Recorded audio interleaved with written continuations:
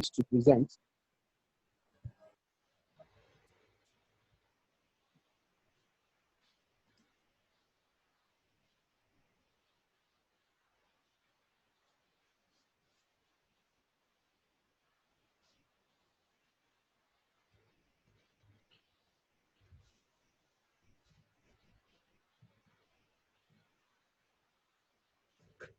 Okay, sorry for that. It's raining here, and when it's raining, network always misbehave. So forgive me. Now I'm going to start. I will divide the session into two. I think for like a week now, we've been having power issue, and unfortunately, all my devices are down. So I'm trying to make arrangements on how to bring up my game. So probably when it's up, I'll have to switch. But for now, let's get started. I hope I can share my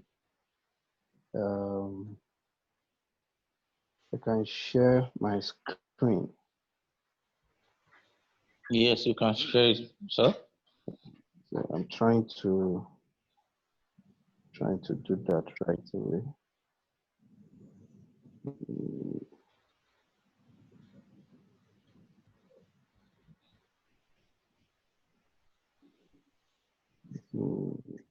Okay, so just bear with me. I'm trying to see.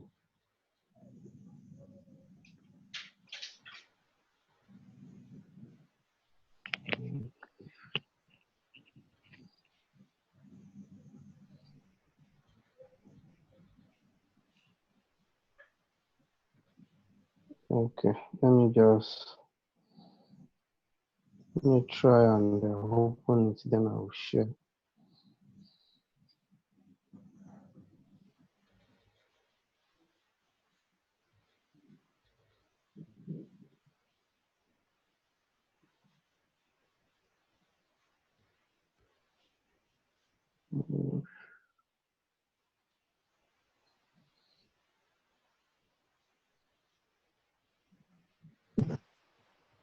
Sorry. I'm using a phone. I'm not used to phone.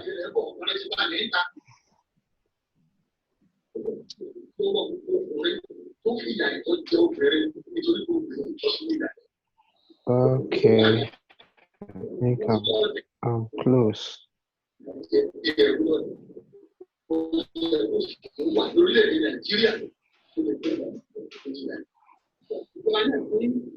think we have one very good bit in Nigeria.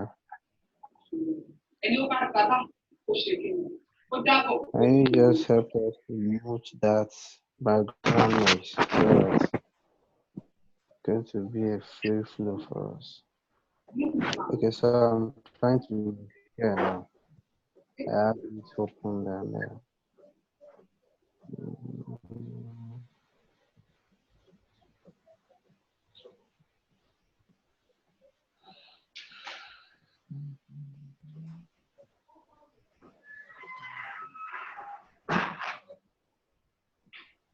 What can you see?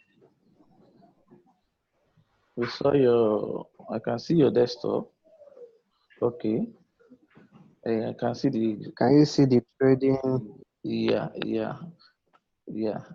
Okay, beautiful. So let's see how we can.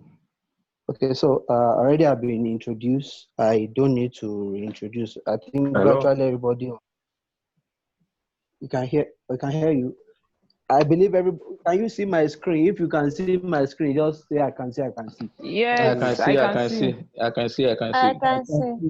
Beautiful. Thank you so much. Okay, so let me start this presentation. This presentation is supposed to be, or I don't want to call it presentation. It's not even a lecture. It's a training. So this training is supposed to last for 8 hours. If you have to sit down and go through it, it's supposed to last for 8 hours. So I will try as much as possible to compress it so that we can have a part today, and probably next week we have another part. There is no way we can finish that 8 hours today. I want to give the best, and I'm giving the best by God. So let me first of all start. Let me start by giving us my story on how I started. I started Forex. Oh, network. Sometimes that was in 2000, and that was my first encounter with Forex. I have never liked Governor. Sir? Can you just help us mute everybody? Can you help us mute everybody? Everybody, okay. Yes, everybody, so that we'll have a smooth class. Okay, so that was my first encounter with Forex. I have never liked Forex, and the reason why I don't like Forex is it's a volatile market. That was my my mindset. I have never liked Forex, and anytime I have opportunity to to talk to people in a large gathering, in a small gathering, in a training session, empowerment forum, I always tell them, please stay clear of Forex. So sometimes in 2000 and that was 2011, after I left University of Jos completely, I disengaged from University of Jos completely, and I started my business. So I was paid some amount of money, and as part of your entitlement. So I have a huge cash at that time. I think that was almost the highest cash I've ever laid my hands on at that time. So I said. So, sir, you can unmute yourself. Mr. Maya, unmute yourself, please. Now, wow.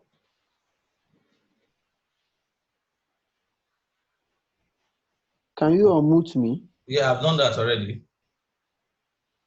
I've done that. So, okay, you can hear me already? Yeah. Okay. Beautiful. So, what was the last statement you hear from me? Beautiful. You see, when you left University of Jos, when you left University of Jos with the... Beautiful. So,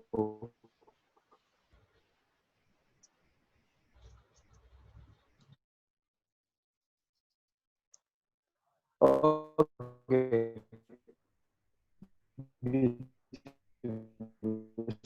So when I left the University of Jos, I was paid, that is one. And at the time, about me is I'm very, very, risk averse when it comes to. I'm very conservative when it comes to, managing fund. Very, very conservative. And when I take risk, I want to take calculated risk. So I didn't start with direct trading. I started with account management. So what it means is that a platform, the broker you sign up to, they have a set of professional traders, and those from their account you can see the list of those traders and their past results. So based on the percentage of their results, you can choose who to manage your fund. So I choose one of the best, and they have different charges for doing that. Some of them, when they make $100, they take $25 and give you $75. Not bad. Now, the long and short of that story was that I was able to raise to use my 400. I mean, to grow my $400 to almost $6,000. This one is not money that cannot be touched. As in the money that if I want to withdraw now, I get it withdrawn. So I use managed account to grow $400 to $6,000. So what happened?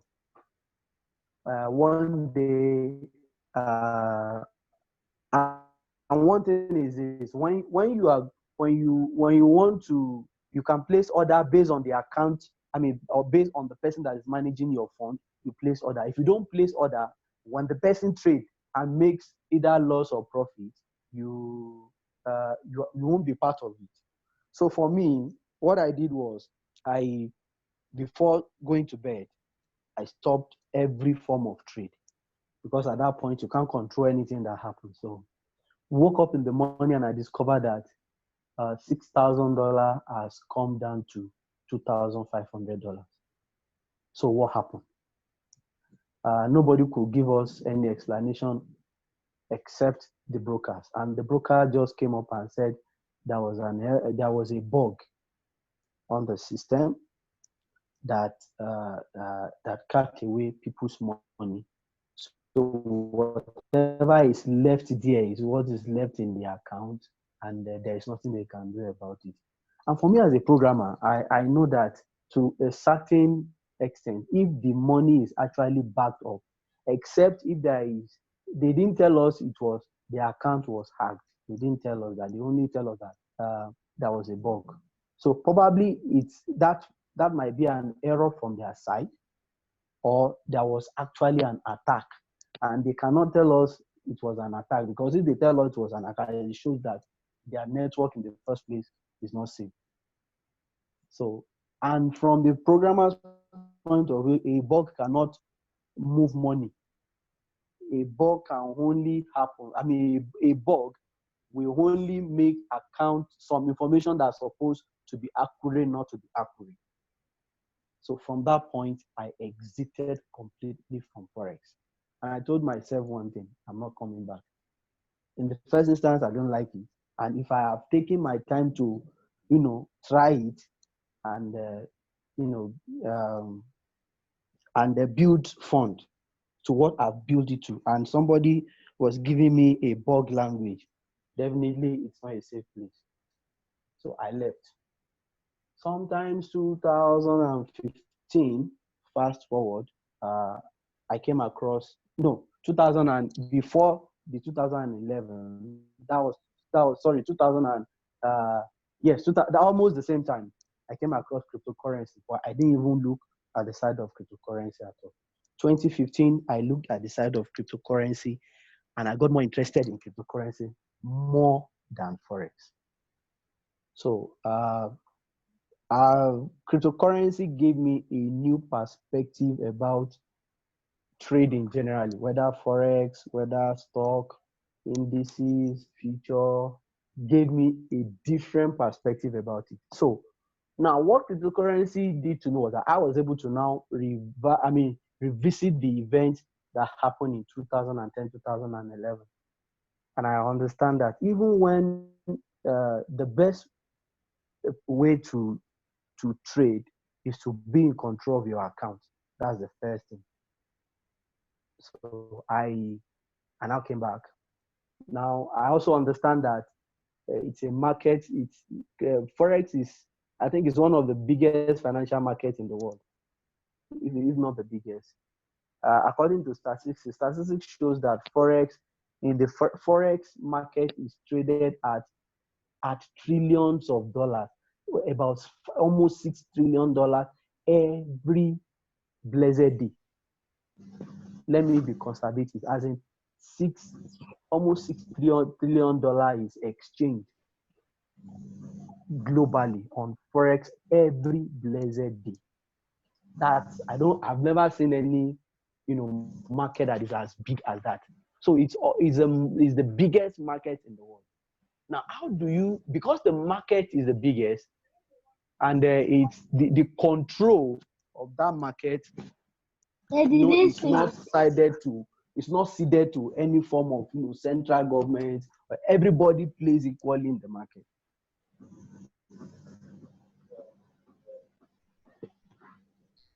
So you have, it's called what's it called, field hash. You have the same privilege, but Because it's a market that respects nobody, you must map out your strategy. So at this point, let me quickly say that, number one, Forex is a market and it's a business for whoever is going to participate in it. You agree with me that every business requires every form of seriousness. You need the skill, you need the strategy, you need to belong to the right community, you need to you need to continuously learn, as in you have to be a permanent learner, as in you are always updating yourself. You have to stay current in terms of news. All these things put together is what anybody, even a dummy, can do. Quickly, before I move straight into the course, in the last 2-3 weeks, I have been following a few communities online, strictly on Forex, and you will be amazed, as in amazed, to hear the testimony of, sorry, I know we have a lot of brilliant girls, brilliant ladies around the world, but they say whatever a man can do, a woman can do better. That is what ladies are doing in the Forex in today's world. I read a story of somebody yesterday. Our first trading so far, I think that was about 2 days ago. Our first trading experience, she made $1,000 in 1 day. In 1 day, using $100. A lady, for that matter. Now, the reason why I'm saying this is that if you are here and you are listening to me and you are thinking Forex is not meant for me, well, I'm sorry to tell you, people that are more dumb than you, they are here making a lot of money. So for me to have changed my mind, what changed about me is the fact that I discovered that I wasn't really patient enough to learn myself. I came the way you came. You came to make money. The way you are supposed to come is to come and make business. And when you do business, you will make money. And in the process of you making your money, when you follow the right thing, you will definitely make it.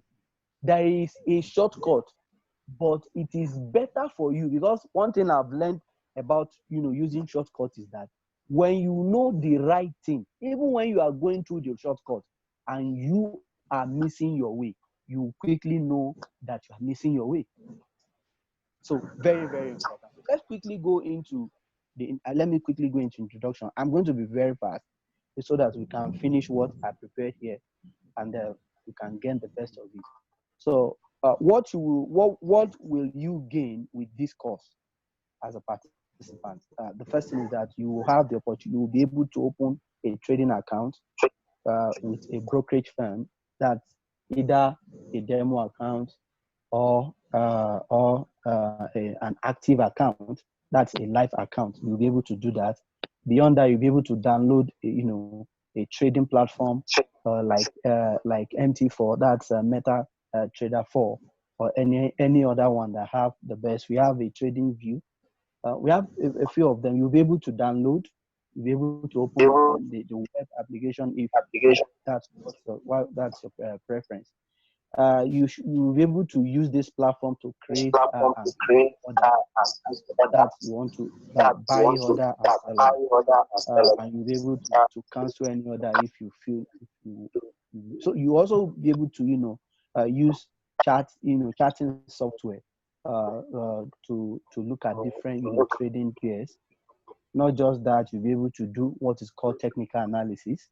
You'll be able to draw resistance and support line. You'll be able to understand candlestick patterns.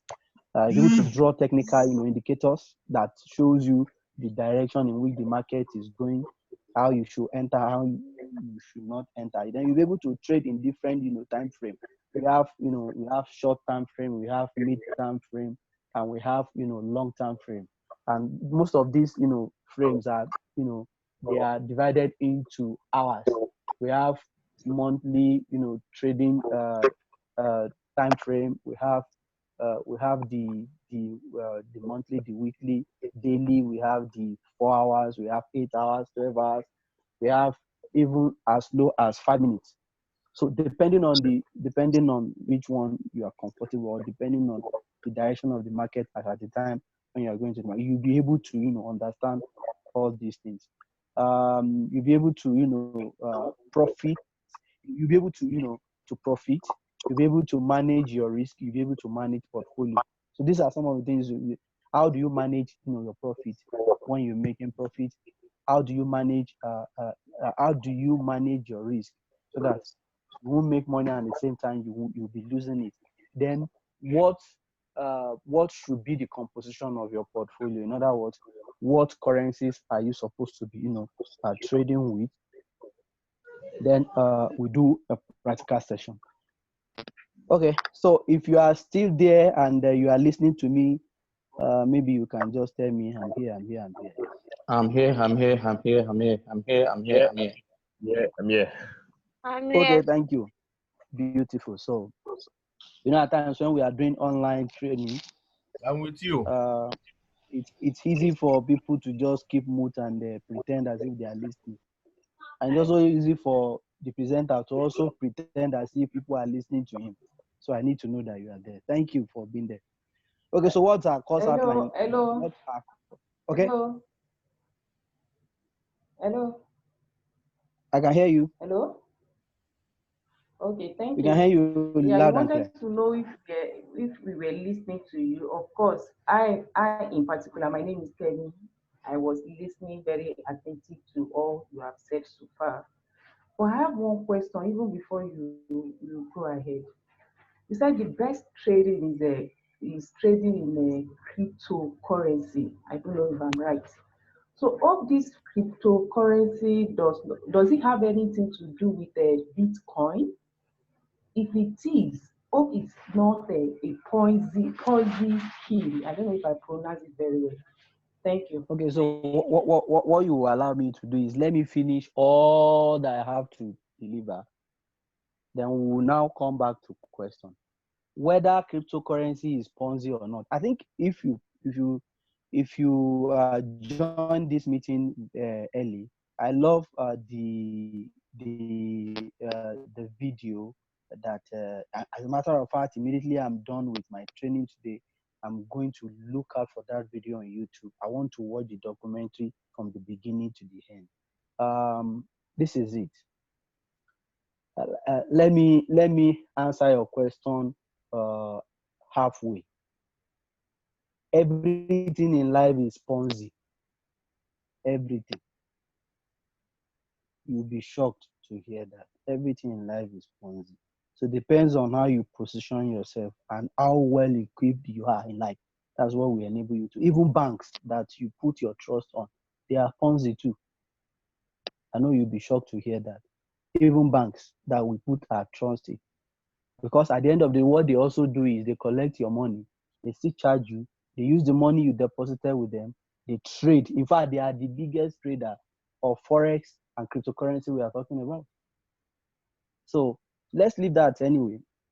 Even the American and the UN and the World Bank, all of them, they are all accomplices in all these things we're talking about. So let's leave that side. We'll come back. One thing I want you to do is this. I want you to open your mind.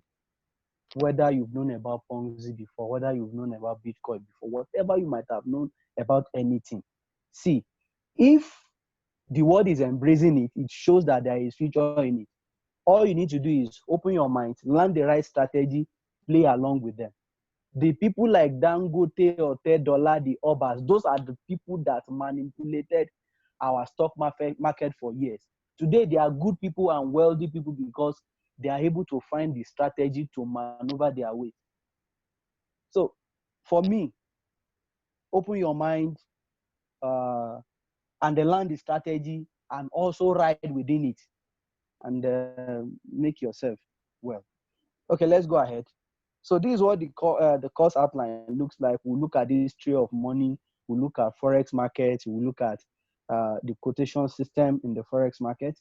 We'll look at the Forex trading itself and their terminologies. These are the list of the terminologies. And we'll now do what is called a live trading. We'll try and look at trading psychology. Now, this trading psychology it's like the rule that governs everything you are going to learn. What you are going to learn, you are going to be successful with it or not, depends on the psychology. So, like addressing the question you answer, it's everything is encapsulated in the what? In the psychology in itself. So that's the way it is. We'll come back to. I want to believe that at the end of this training, uh, somebody's mind will be disabused so that you can all move forward.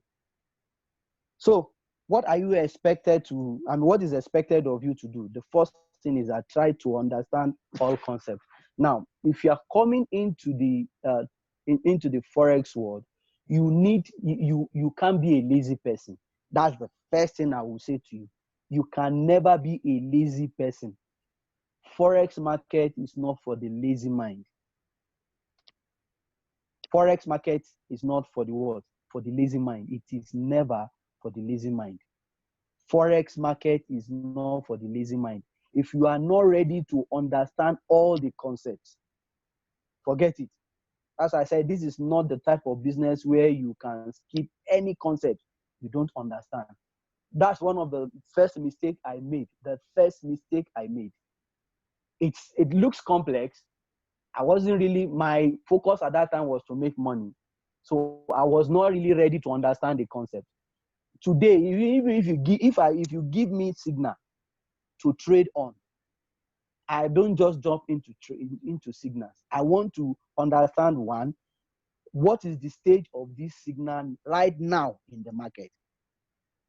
When I understand the stage of that signal in the market as it stands now, then I want to understand. You might have given me, an entry price from your own signal, but is that entry price still valid as at this same time? Don't forget I said it's a very volatile market and it changes within seconds. So if you don't understand concept, you will just, whether a signal is still active or not, you won't even know. Or whether it's even right in the first place, you won't even know. So this is not the market where you skip what you don't understand. Whatever you don't understand, you go back, understand it before you move forward. And that's one of the reasons why I will not rush us. We'll do what we need to do today. Then you go back for the next 1 week, go and use a lot of, there are a lot of materials online that you can also read to equip your mind, to sharpen your skill. And by the time we are coming next week, you already understand what this market is all about. Okay, so that is that. Then the second thing is that you need to ask yourself why. Always ask why for everything. Like, for example, there are a lot of tools that you will come across while you are trading. You really need to understand why those tools are created in the first place, what they are meant to achieve. By the time you are done with that, you are good to go. Not just that, always have answers for them. Apart from the answers given to you probably by what you study or by what the so-called experts say, you must have your own answer. Now, having your own answer is directly proportional to your understanding of either that tool or that, circumstances of the market we're talking about. So you must ask questions why, even as it regards your own self. Why are you coming into this space to come and play? It's very, very important. And you must have your own answer, not the answer of the expert, not the answer of the teacher, not even my answer, your own answer. And your own answer, like I said, is directly proportional to your understanding of that so-called, subject matter. That's what we are talking about. Now, you need to do the work. Very, very important. Everything that results, in making money requires what? Work. The Bible says, it says, see a man that is diligent in his work, he shall sit before what? Kings and not men.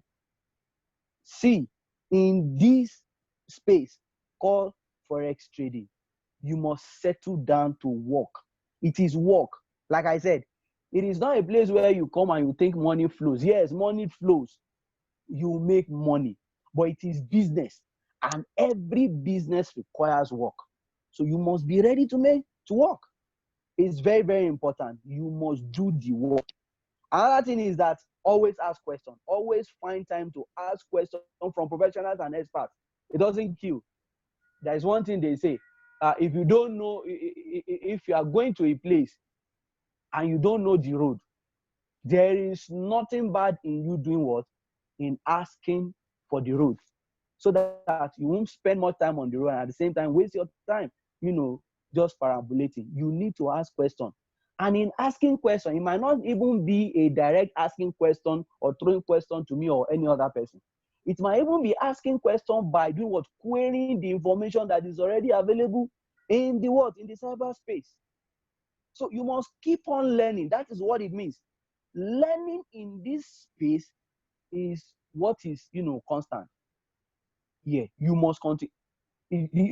I tell my community, I tell them, never get to a point where you think you have arrived when it comes to trading. You have never arrived. Never arrived. You just continue to learn because it's a dynamic market. It's changing per day. It's changing per day. There was a time when the only way to make money, to make payment, is to go through either Western Union, pay through paper. Those age they are gone, and they are gone for life. I'm talking about practical experience. I'm talking maybe when we get to that point, I will now be able to answer the question you asked the other time. Never get to a point where you think you have arrived. Never arrived. You can in forex, you can never. In fact, for example, like one thing I've discovered of late is that in this space there is no expert.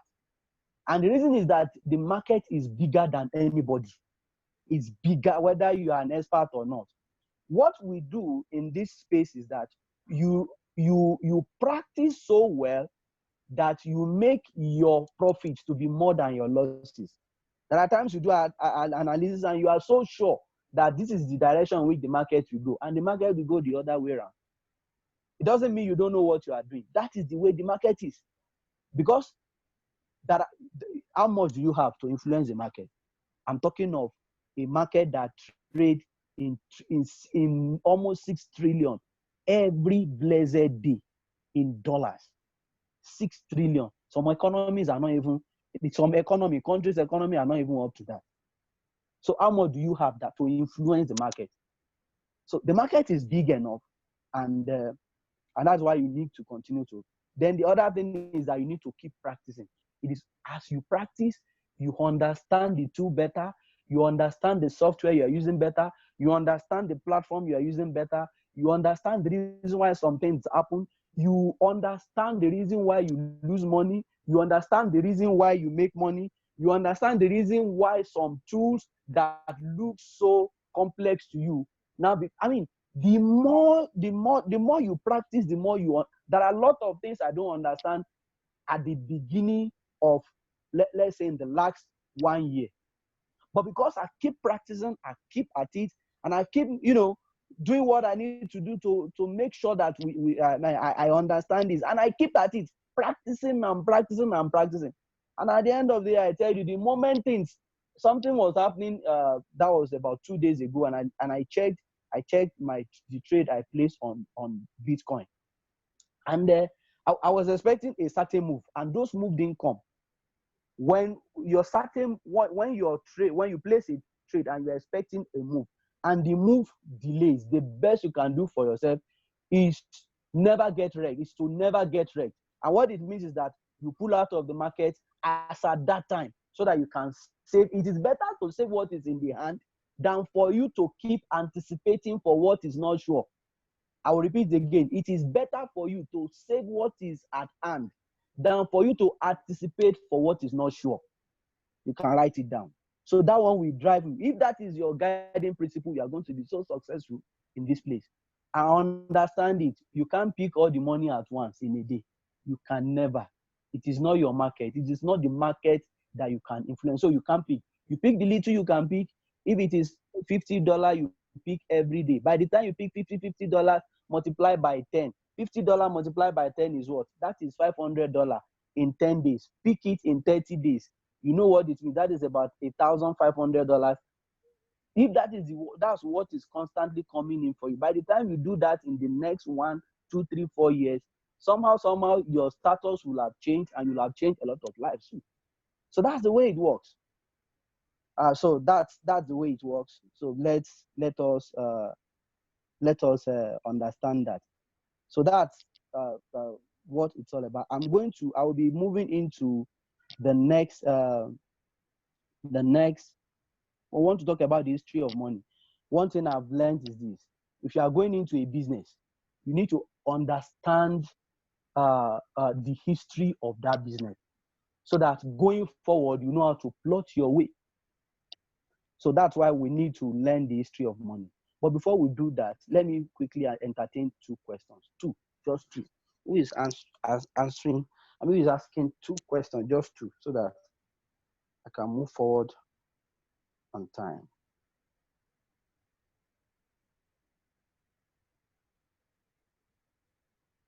Are we still here?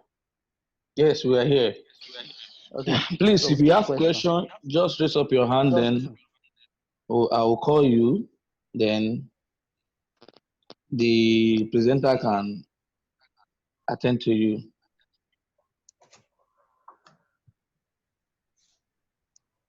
Let them raise their hands then. Yeah, that's what I said.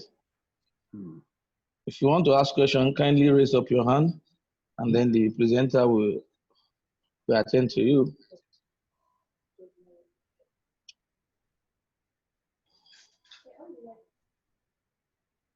Are we still there? Are we there?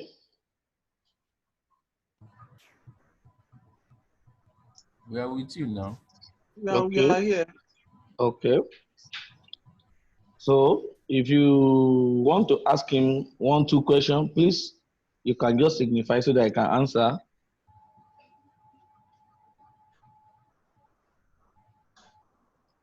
Is the presentation over? No, not over yet. No, it's not. I believe a question will come after the presentation, as he has rightly said. Okay, so I should go ahead. Yes, you can go ahead. Kindly go ahead. So beautiful. I just want to be sure that there is nothing we are missing out. No, we are here with you. Okay. We are here with you. Okay, so beautiful. So let's move to the second part.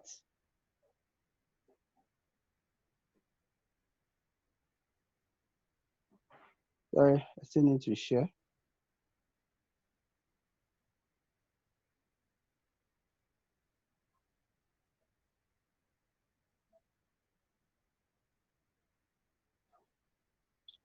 Sorry, if you have not enter your name, your WhatsApp number, and your email address, please kindly do it on the chat. On the chat. Thank you. Okay, beautiful. So let us quickly look at the history of money. I'll be very fast here at this point. I'm going to be very, very fast. Okay, so this chart represents what the history of money looks like. When money started in terms of, what they call banter. And banter means that I need rice, you have corn, and you also need rice. So we can exchange what you need for what I need. That's the banter side. Okay, so that's the banter. It's as simple as that. Now, what is the problem with this system of The problem with this system was that we have a measurement issue. That's the issue with how can I quantify the amount of rice that will equate to the corn you want to give to me. So we have problem. Then apart from that one too, there must be mutual need. There must be mutual need before I can get someone who really needs, who can get me what I needed. So it becomes another issue. Number one thing is the measurement. The second thing is the issue of mutual. Somebody must be in need of what I want, and I must be in need of what he has before we can actually exchange. Then the issue of gold came into existence. So let's look at the history of gold. History of gold. Gold as a unit of exchange. One of the things that makes gold, very attractive from the inception is the fact that it is scarce, not just scarce. It's hard, to harvest. It's not what you just come by on the road. And apart from that, it is durable. Gold is durable. It's scarce. It is hard, to harvest, and at the same time, it is durable. So what's the problem with gold? Look at the problem with it can be what? It can be debased. What debased means is that at a point, people now started melting gold, and they're adding other substances to it to have it, more. So somebody can just melt gold and they add probably silver to it, and increase the volume of gold they have. So in other words, it can be adulterated. That's what it means. Then apart from the fact that because of the limited in supply, the price fluctuates. It's just of recent, or in today's world, that because it's no more the standard for money. That's when the value stop fluctuating. Though it's still, when it's traded as well, it can also fluctuate. If you have what's it called? If you have gold, to transport it becomes an issue. It's a big problem. It has issue with having multiple denomination. Like I just said, this one can have 18 karat gold, 15 karat gold, and all the karat and all the karat, which makes it not pure standard for money, and it is limited in supply. In fact, this aspect of limitation in terms of supply makes the world, or the America, to stop using gold as a standard completely. We'll get to that point and you understand what I'm talking about. So what's the history of paper money? After the gold, when the gold came, let me link it up to what brings about the paper money. At a point, people, because I need corn, and you need something else, I need something else. So because it becomes very difficult for me to find someone who actually needs. I'm just making reference to those days when we still use the usual, when we use banter, and gold came in. People can now deposit their gold in local bank. They give their gold to the bank, and bank now create what is called an IOU. Then you can now use the IOU is written on the paper, more or less like a contract that shows that I deposit this gold with you in the bank, and whoever, you will now write an agreement that bank will write an agreement that I have so volume of gold from this person. You can transfer the IOU to whoever needs it. So what it means is that when you drop your gold, you go to the market, you can now buy whatever you want and give the person your IOU note. The person can now take it back to the bank and redeem your gold in the quantity of what you purchased.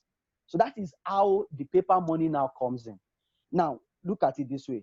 It was first used in those days, and the European, community started, adopting it as far back as 17th century. Not just that, it started as a money paper, and the money paper has it as an IOU. And IOU just means that you are exchanging you are depositing your gold in a bank, like I said, and then you are taking an IOU note in place, and that one can be redeemed in a local bank. So that's how the paper money started. So every morning at that time started with what? With gold backup. In other words, every morning, every note you have, paper money that you have, they have the gold equivalent deposited somewhere in a local bank. Now, the issue now came up that, okay, we have bank A, bank B, bank C. All of them now started issuing different types of IOUs, different notes. Then the issue of central bank now came in. The central bank now said, okay, since IOU can be used as a medium of exchange, why can't we just create a central one? So everybody, all the bank, now deposit their gold in the central bank. The central bank now issue a unified note for all the deposited gold. And this one can also be transferred back to the local bank and issued to people to use it as a medium of exchange. That's how central bank came into place. And central bank is that's what it started as far back as that's 1694. Central bank notes, value better than other local banks. So they stopped all the local banks from issuing IOU, and they started issuing what's it called, a centralized note. And that's the genesis of the whole story. Now I want you to follow this history very well. As things kept on evolving, people also started devising a way of cheating the system. And that's what brought us to where we are today. People started, because they understand that if I can devise a means of cheating the system, I can make more. See what happened immediately. Then something happened that was as far back as, look, they now created a gold standard so that all the countries, what it means, at that time, before this era, most countries now have central bank. So central bank with their own gold reserve.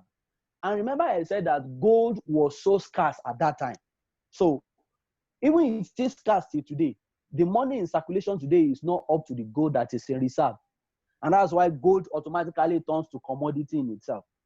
So what are we saying in essence is that at that time, most countries have their own, gold reserve.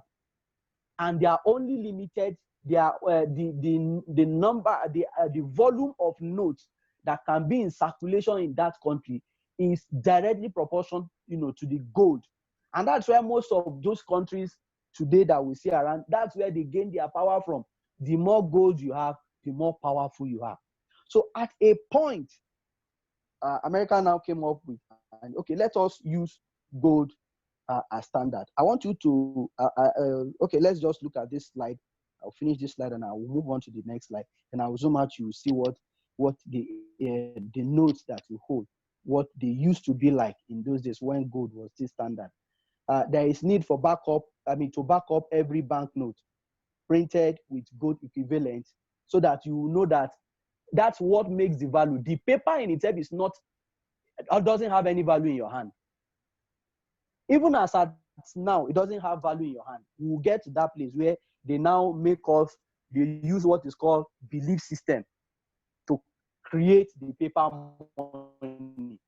We'll get to that point. The gold standard is a system that back up every currency with gold. That's what it is. The US adopted this system, and one goes for as low as $20 and almost $21 at that time. At that time.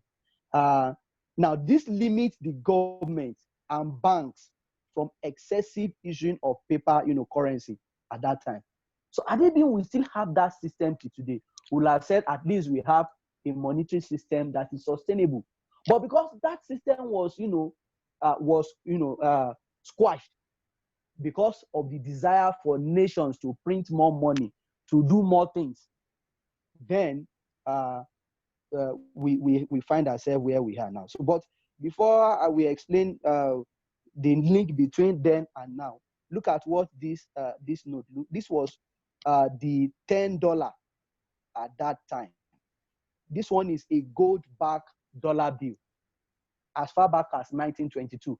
In other words, what it means is if you are holding $10 in your hand, there is an equivalent $10 gold worth in a bank somewhere, reserved as the real value for that $10 you are holding.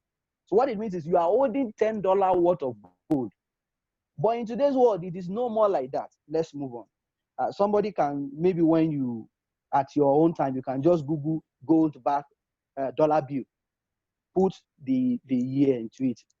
You'll be able to have access to this directly, and you can, have a feel of what I'm feeling here already. So what changed? At a point, the change in the gold standard, as at that time, let's go back to this one first. Let me explain what this means. Now, as at that time, that is what gave the USA the power they have today. That's the America. Now, they came up and resolved that, okay, everybody, let us come. Rather than you having your own reserve and you having your own reserve, let everybody, let the gold reserve be in US. What it means is that all the dollars was backed up by what's it called, by gold, and other nations now link their currency to US dollar. So if I have 1 naira is equal to one gold coin reserved somewhere in US. But look at what happened.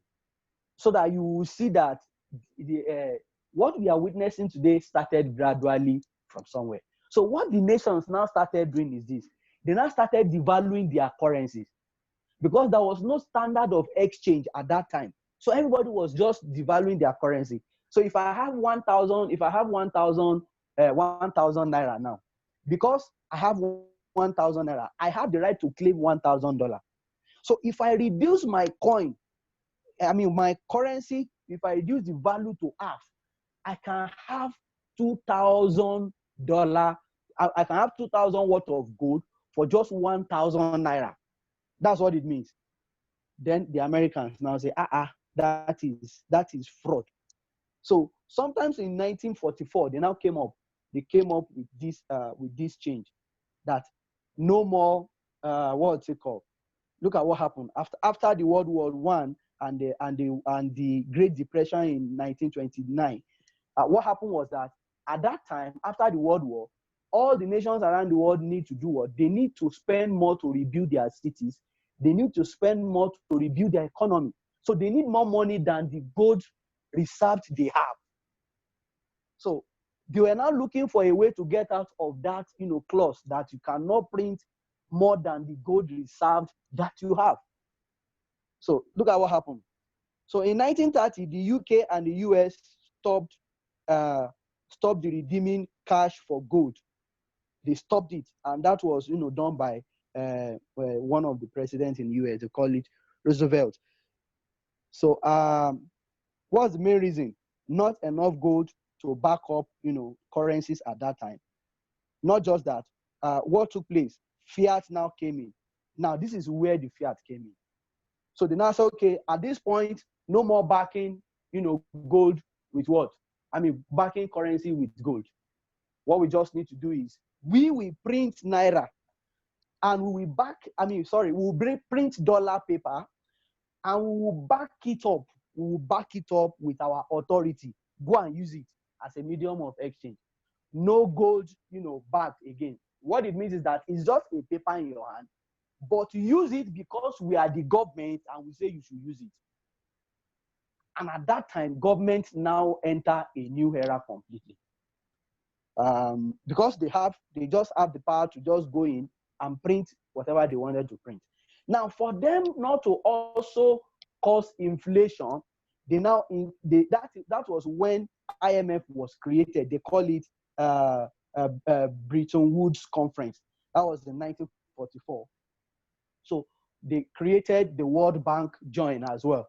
So the IMF is, to help nations to loan money to nations that need money, that need more money. That's the way it was structured. Then World Bank was created to help the developing countries to develop faster so that they can meet up with the so-called third world. So the inequality has ever been since the beginning. And people were not really seeing what they were creating, but people that, that are orchestrating and strategizing at that time, they can see better than us. And that is one of the reasons why money has has always been evolving, and it keeps evolving. We have gotten to the level of cryptocurrency today. One day, write it down, one day. Like last week now, I registered for a program for my platform, and this program was sponsored by they call it United Nation, this arm of the United Nations that takes care of children. UND, is it UNDP they call it? So, sorry, UNICEF, beautiful. UNICEF is an arm of World Bank that takes care of development. They sponsor or finance any development that affects children. So we registered for that program, and they told, as one of the conditions for you to access that funding, you must be ready to receive the funding, majority of the funding, using cryptocurrency. And they wrote it there very plain: Bitcoin or Ethereum. Now, if you have a disposition in your mind that this is cryptocurrency is Ponzi, let me direct it that way. If you have it in your mind that cryptocurrency is Ponzi, that was the way the money system we find ourselves also started. They have been evolving, and the next move that we are in now is the cryptocurrency move. So if UN, an organ of UN, is offering support that is supported by UN with cryptocurrency, we are heading somewhere. And you need to open your mind and open your heart to embrace what is about to happen. I can show you the document of this one. This one is not story. We apply for it. And I told them plainly in my own request, I said, we will collect our own money 100% in cryptocurrency. You don't even need to, no argument, no, because they want people that can, collect more money in cryptocurrency rather than collecting it, because it's easier. When you send cryptocurrency now, in milliseconds, you have it in your bank. So all the bureaucracy of sending money, pushing money, and the expenses you spend in doing this, you discover that they're not there. So very, very important. It's very, very important. We need to understand where we are heading to. So at that point, they now made United States dollar to be floating. And what it means is that the dollar now started floating. In other words, there was no fixed price for dollar. You cannot take 1 naira and collect and collect $1 equivalent. You only collect the equivalent based on what is available at that time and what those that owns it, what they are willing to give it out, guided by a rule. Very simple. I have $1, you have 1 naira. You need my dollar. Give me 2 naira, I will give you $1. If you agree, fine. If you don't agree, go. That's what means that that's what I meant by saying US dollar was floating. So what happened? Look at what the US dollar looks like. Those days, the new one, even till now that you are using, it now became a Federal Reserve note. No more gold backed. It is now Federal Reserve note. Federal government print it and put it in a reserve, in a Federal Reserve, and order us to use it because it has their backings and authority for us to use it. And that's why they can just wake up one day and keep devaluing it. So like I said, what happened at that time, what makes the government to change the gold standard? The gold back standard at that time. Number one, fear of countries devaluating their own currencies so that they can have, export advantage. For example, let us use China as an example. If you take $2 from US to China, it is more money for them in China. The same thing here. When you take $2 from when you take $2 from US and bring it to Nigeria, or let's say $10 from US to Nigeria, That is almost 4,000 naira here. More money. And it can do more than what it's going to do in US. Though the values are not the same, but it will do more here. So, and what it means is that if you set up a company in Nigeria, it will be cheaper to produce in Nigeria and take it back to US and sell at a better price in US. That's what it means. So most countries of the world were trying to devalue their money so that they can have export advantage. So come and produce on my land, and you take it back to your country. That's one of the reasons why they stopped that. Then in 1944, countries met, and I've already said that. And the decision was that all currencies should be linked to US dollar, and the dollar linked to gold, and blah, blah, blah, blah. Now, after that, manipulation started because dollar was floating at that time. People were now taking advantage of the American market. So this president came and he understands the dynamics. Number one, when you have a currency that has the tendency to be used as a speculative instrument, it is very dangerous. What it means is that you own that instrument, people will always take advantage of your instrument at your own detriment. I will explain. Very simple. You can imagine if you have a floating instrument and people can now say, okay, you have one, I want that one. You can tell me and say, since you need it badly, give me 1,000 of your own currency and I will take it. Then when you want to now exchange it back to your own currency, because you can't use it directly at your own end.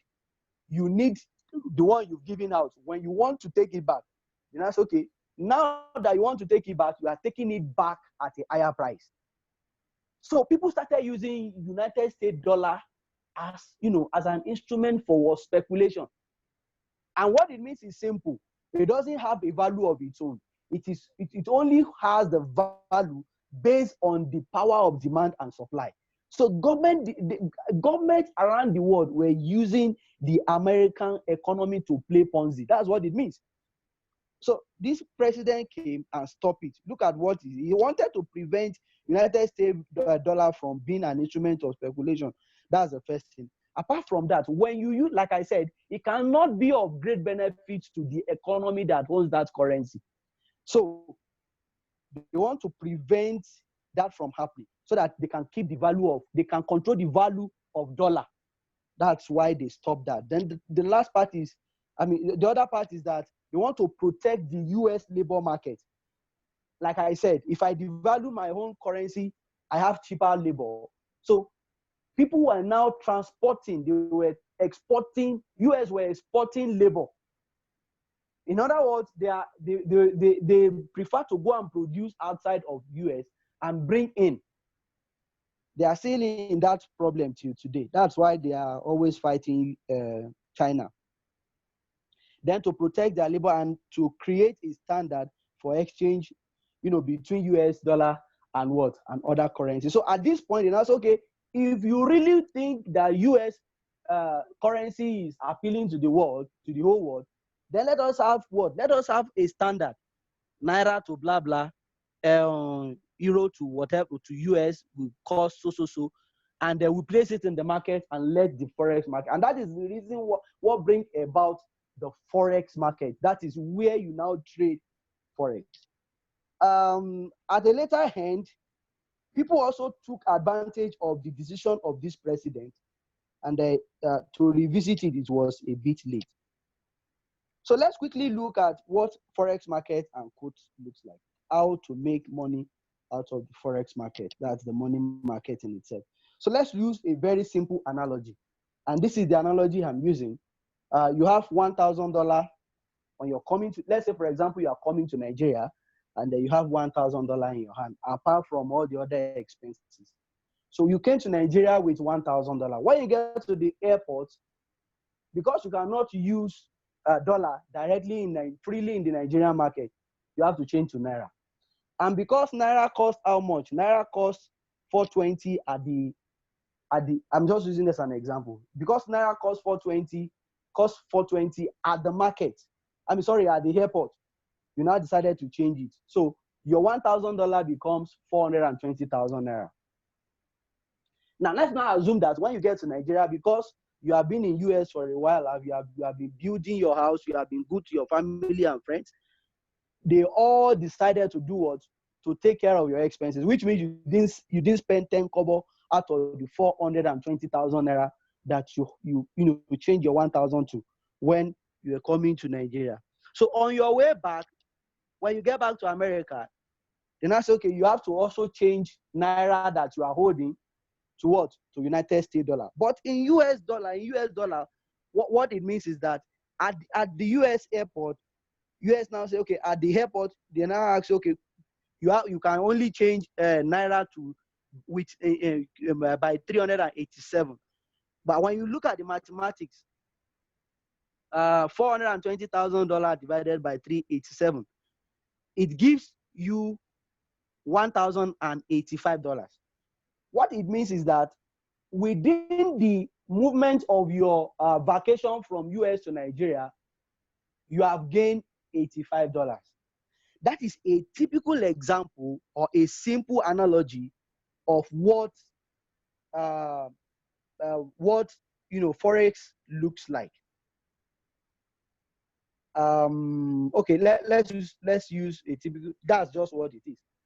You need currency of a local, but the beauty of this one is that you now have a bigger market that enable anybody to play. You can hold the currency.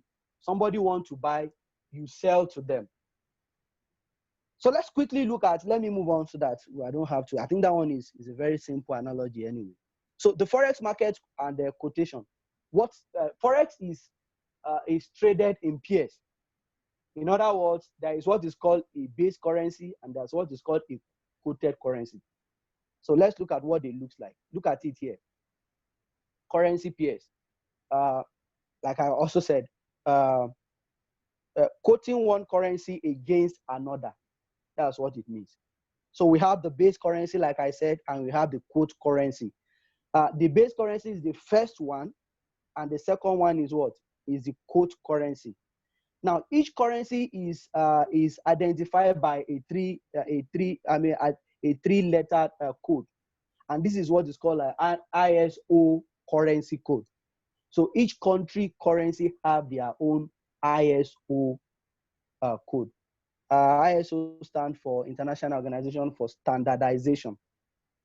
International, and they standardize anything standardizable, including currency.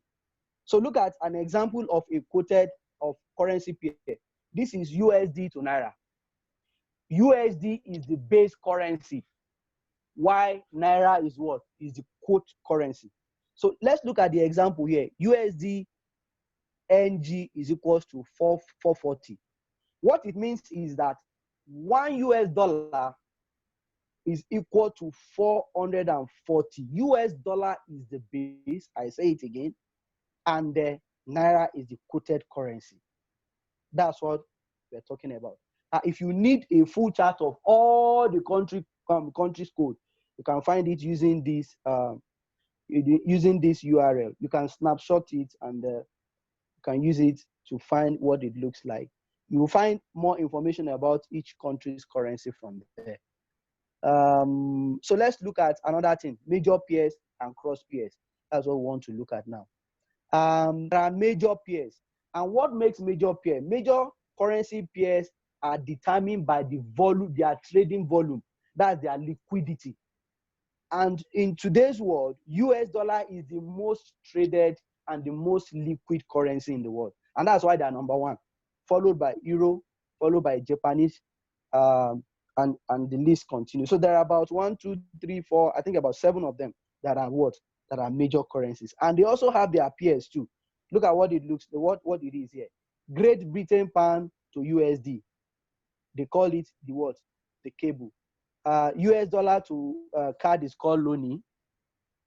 And Australian dollar to US dollar is Aussie. And and the list continuing that. So those are the pairs, the common pairs. Now, in a situation whereby you have currency pair and it doesn't include US dollar, it is called cross pairs.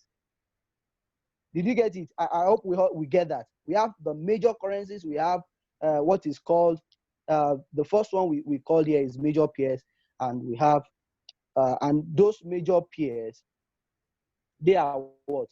They have US elements, whether as base or as quote, as quote, either way. They have US element, like the one I listed up. You can see Great Britain, US, Canada, Australian, US, Swiss franc, US, Japanese yen, and the list continue. But the moment US dollar is not found, it becomes a cross pair. That's why you can see Canadian stroke Japanese yen, Australian stroke, Euro stroke Australian dollar. That's what they have. So let's look at the market structure. Now we are getting, closer and getting closer to the real thing. The market structure. Now you need to really understand what market structure look like for you to be able to excel in this space. So we have FX market is always at OTC. Now let me use this as an example. I have $1. I can walk up to a malam and I said I have $100. I want to change it. The malam will say, oh, I will give you 380. I will say, malam, no, how can you give me 380? The dollar, the black market price is 420 now. So let's do it 420. The malam will say, well, I can only do it at 410.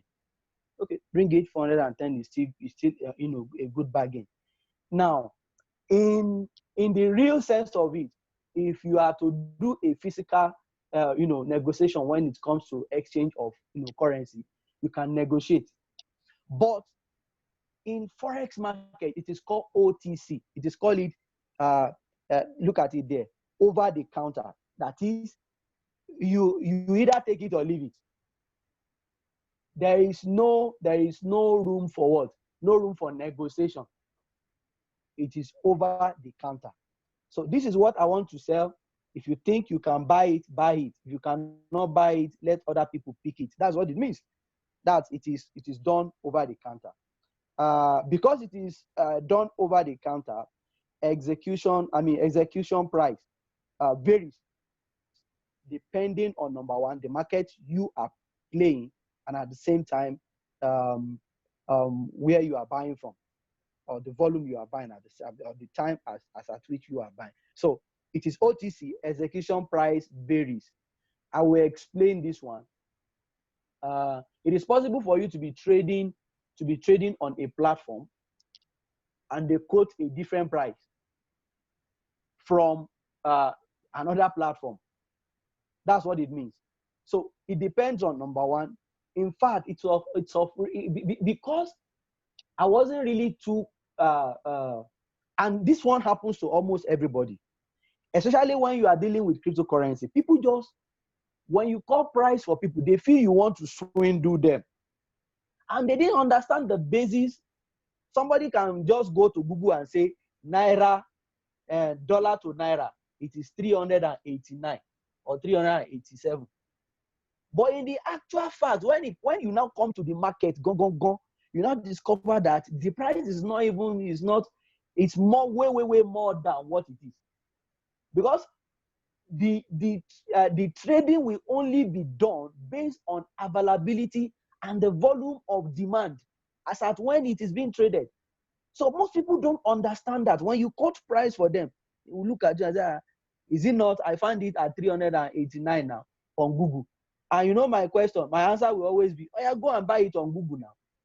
If it is 389 on Google, and that is what you want, go and buy it on Google. It's as simple as that.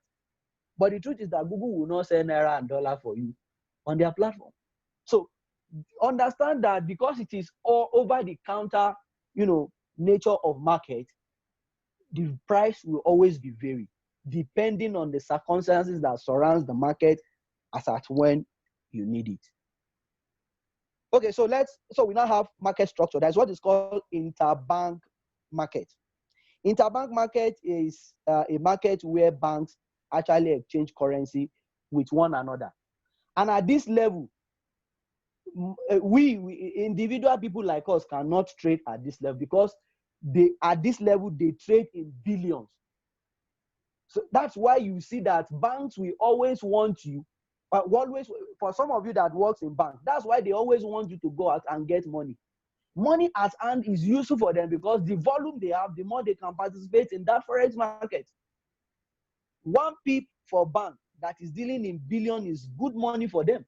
So they always want money to be within their custody so that they can have more money to participate in this bank.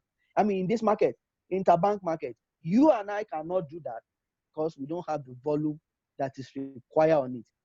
They can do this by transacting directly through EBS. That's what they call electronic broking services, or they have other software that they use like this Thomson router. That's one of them.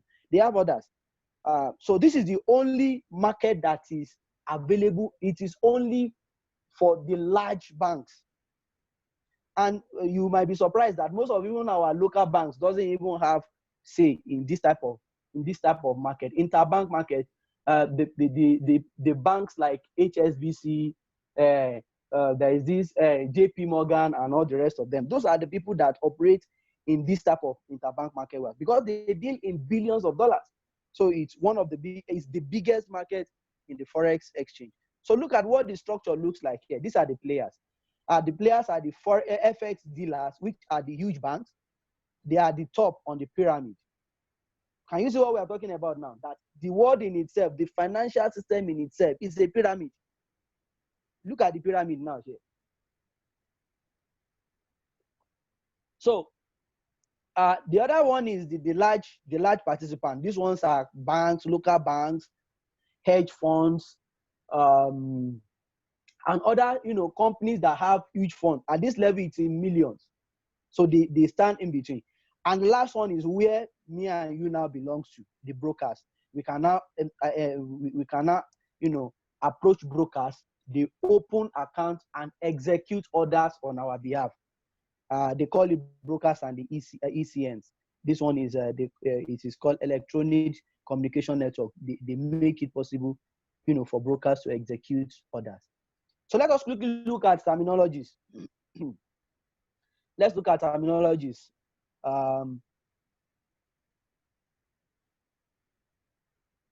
Okay, so are you still with me? Or am I still on? You are on. You are on. We're with you. Beautiful. Thank you. So let us look at okay, thank you. So let us look at terminologies quickly. Forex terminologies. You need all these fundamentals so that these fundamentals will prepare your mind for the market in itself. If you don't understand all these things, when you get to the market, by the time they start talking in their language, you will be lost. You'll be lost. And that's why you need all these terminologies. Like, for example, if I have opportunity, or anytime I have opportunity to present projects in a place, I present better and I confuse them better than a marketer. Because I'm a technology person, and when I'm talking, I will be talking in technical terms. And when you start talking in technical terms, you start confusing the ones that are not within the space. And the more confused they are, the more you can convince them to join you.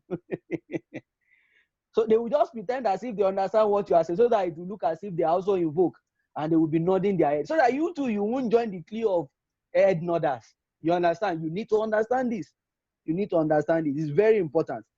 So the first one we'll be talking about is the spot price. Spot price is the current price of a currency pair as at now. That is the price you can buy exchange a currency based on what? Based on the base currency. That's what I'm saying now. How much can you buy $1 with Naira as at now? That is the spot price. Order book. Order books are all the, you know, buy and sell order that are open. In other words, when you want to buy, what you do is you place an order. And because that order has not been filled, it will be placed in the order book. Somebody wants to sell, he will place a sell order. And because the order is waiting execution, it stays in what? In the order book. So that is all the transactions that are waiting execution. You find them in the order book. So order book, all the other, okay, I think I've said that. Then we have the bid price. The price you can sell as at right now is the bid what? Is the bid price. Ask price is the price that you can buy at as at now. Now. When you get to the market, when you get to the, especially when we open, I mean the trading chart, you will see bid, you will see that the ask price is always down and it is encoded green, while the bid price is always up and it is encoded red. That is the sell price. Now, by the time you look at, so what they do is this.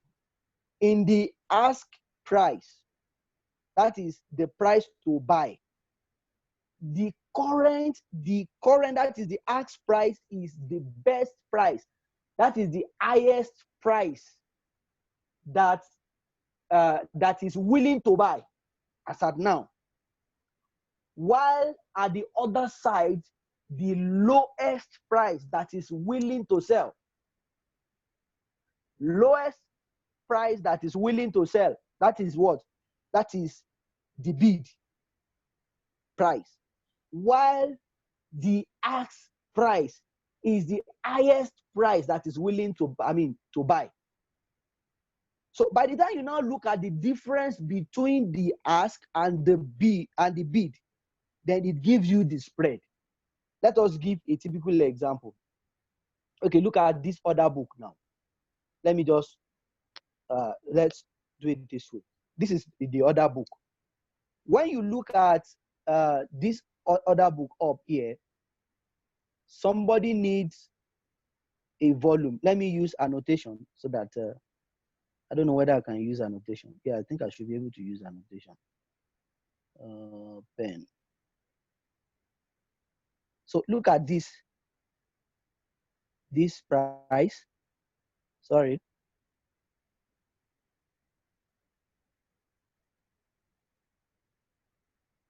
Let me use, let me change the color, please, so you can see it.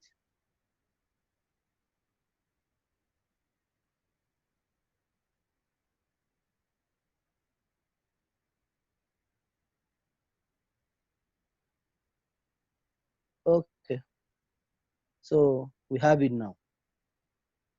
So this is where I'm trying to make reference to. This is what I'm trying to make reference to.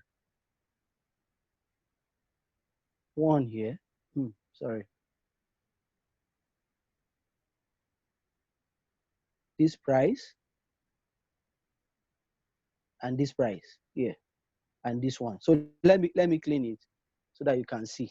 So this price and this price.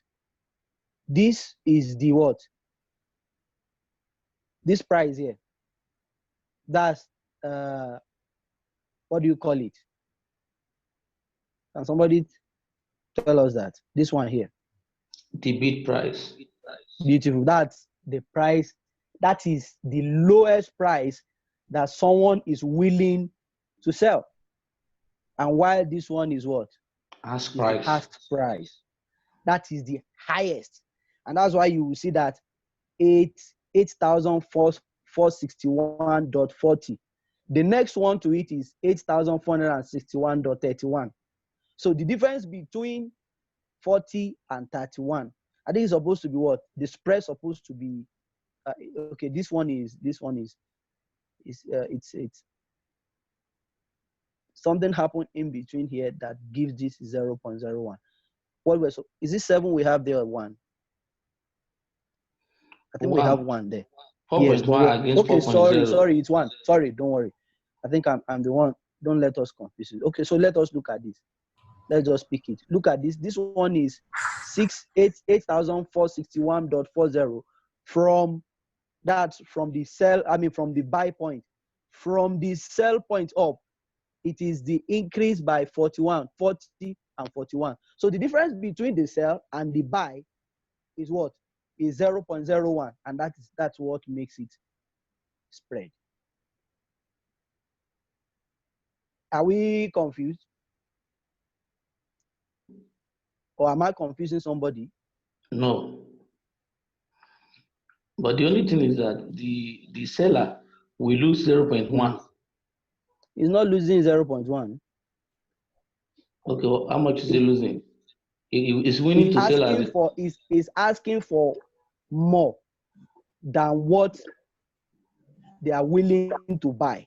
yes. And now, so it's not losing. So what it Okay. means is not what is a kind of bid.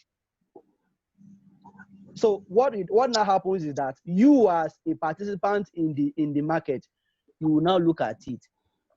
I need this amount now, more than the person that is quoting $280 to buy at the highest present price.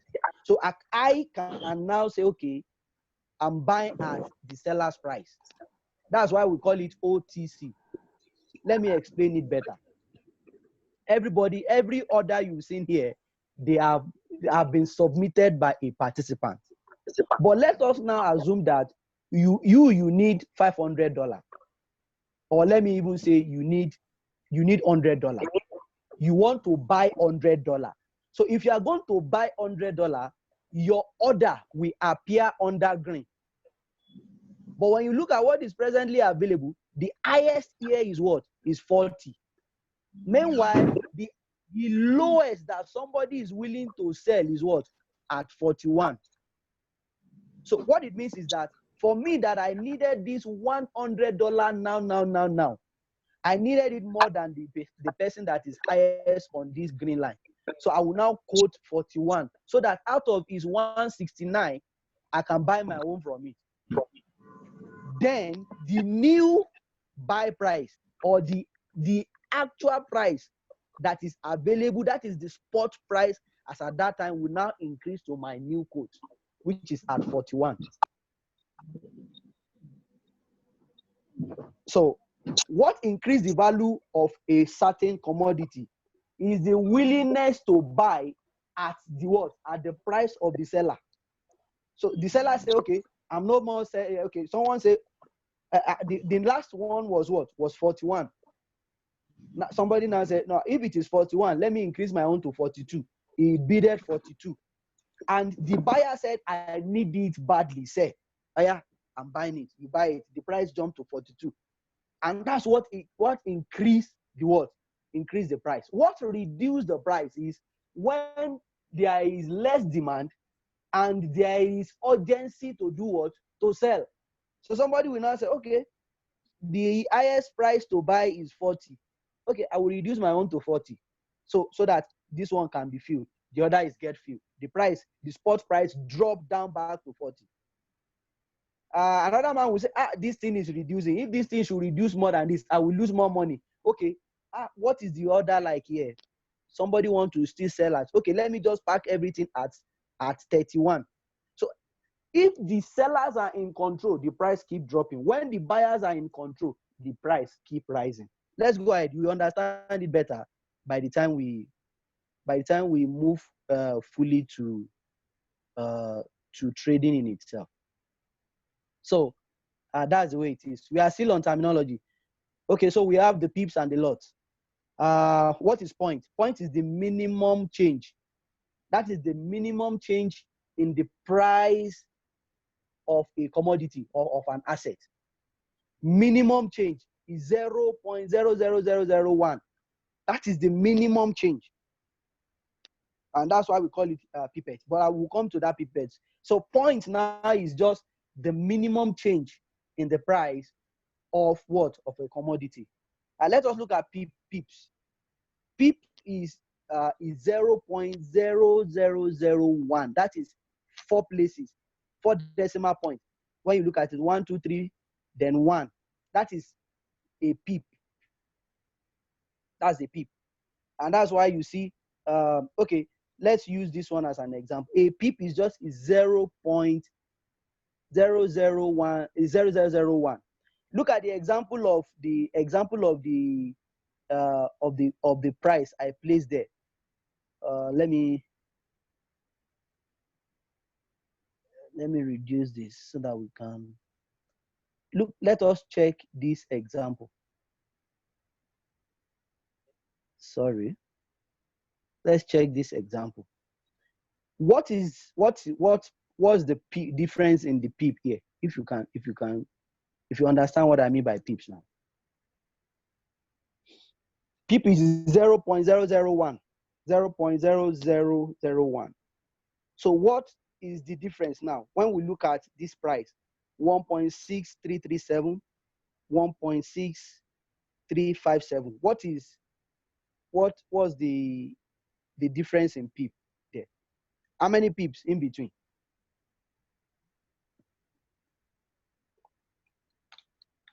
Somebody should just look at it now. It's very simple. It's 20. Because difference is in just, this one is 57, this one is 37. Yeah, it's true. 20. It's 20. Yeah, it's 20. Yeah. So that is, what it means is that when the price of a commodity change from 1.6337 to 1.6357, the price has increased by 20 pips. That's what it means. Okay, using the same analogy, let us keep this. Now, in the pipette is in the 5 decimal place. That's it's 0. It added 1 more 0 to it. That the first one is 4 decimal place. This one is what? It's 5 decimal place. But in most cases, you always see them use pip, so you won't use pipette. But this pipette is also part of it. So can somebody solve this other one? The example we have there. Can somebody solve it for us? Price move from 71 to 79. 8. Just to help you. That just to reduce the stress. 8. That is, it is not 8 people, it is 8 pipettes. Did you get it? Okay. It's different from the upper one. The upper one is 4 decimal place.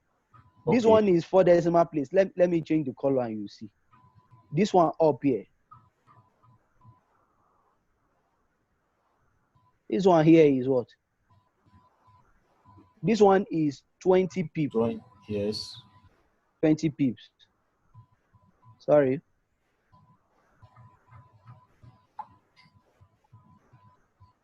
$20 pips. Why this one under here is 8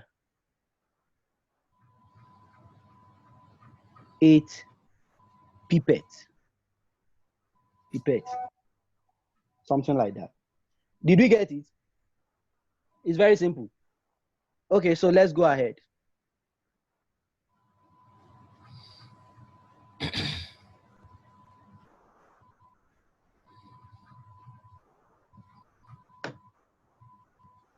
Okay, sorry. So let's look at lots. We have standard lot, we have mini lot, and we have micro lot. Before I move further from here, because if you miss out this one, we started. It's just like when we started cobalt programming and what was it called, and C++. The moment you miss the statement, that is, you don't understand the fundamental of programming statement, you have started losing out. This one is more or less like is similar to that programming statement, because this is what build you up for trading in the real sense, so that you won't be doing guesswork. So I've already explained what point, pip, and pipette means. Now we are going into the lot. In the lot, we have standard lot, we have mini lot, and we have the micro lot. So A standard lot is 1,000 units of the base currency.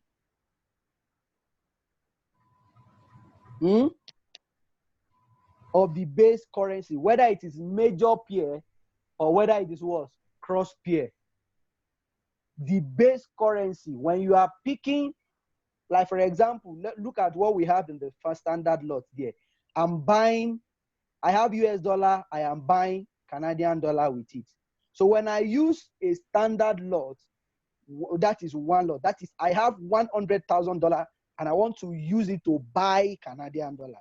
So how much will that be for me? Look at what we have here. So we said example is this. At 1,000 lots, that's what it means. $100.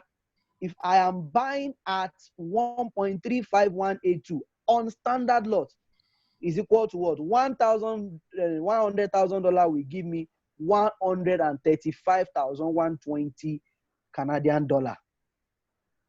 That's what it means. So standard lot is 1,000 of that unit of the base unit. Look at the second one, mini lot. Mini lot is 10,000 units of the base currency. That's what we are talking about. So I want to buy US dollar stroke Canadian dollar at the same price. It will be 10,000 against 13,512. Now, micro lot, which is 1,000 units of the base currency. That is US dollar to Canadian dollar. I hold $1,000. I want to buy Canadian dollar. It's going to give me 1,351.2 Canadian dollar. That is what it means. So standard lot, mini lot, and micro lot. Now I need to explain this because movement of currency in forex is in what's it called? Like for example, if you are trading and your trade moves by 100 pips, it's big money. If it moves by 200, you have made a lot of money. So pips in that, just that minute movement makes a lot in forex, and that is why you need, as a matter of fact, in forex, you must use leverage for you to make reasonable money, and that is why you need to execute through a broker. The broker lend you the other money you need. By the time we move to brokers and leverage and the rest of them, you understand better what I'm talking about. Do you need $100,000 to trade a standard lot? No. As a matter of fact, whatever you have whatever you have as your account is what you can place on ground and leverage brokers' fund to complete the rest. So we'll get to that point and we'll explain it in more detail. So let us see how this is calculated in real terms. Look at what the calculation looks like here. Like the first one I said the other time, US dollar to Canadian dollar.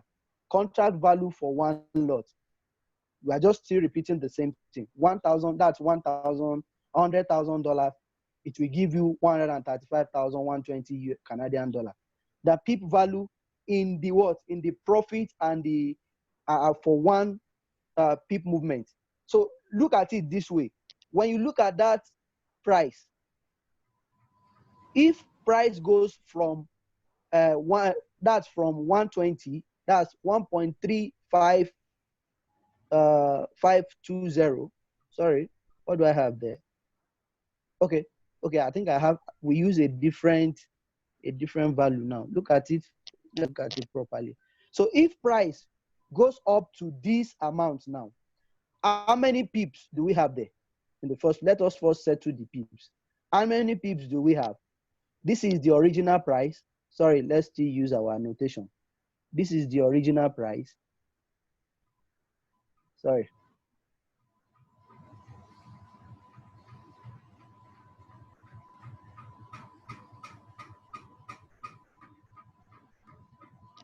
So this is the original price.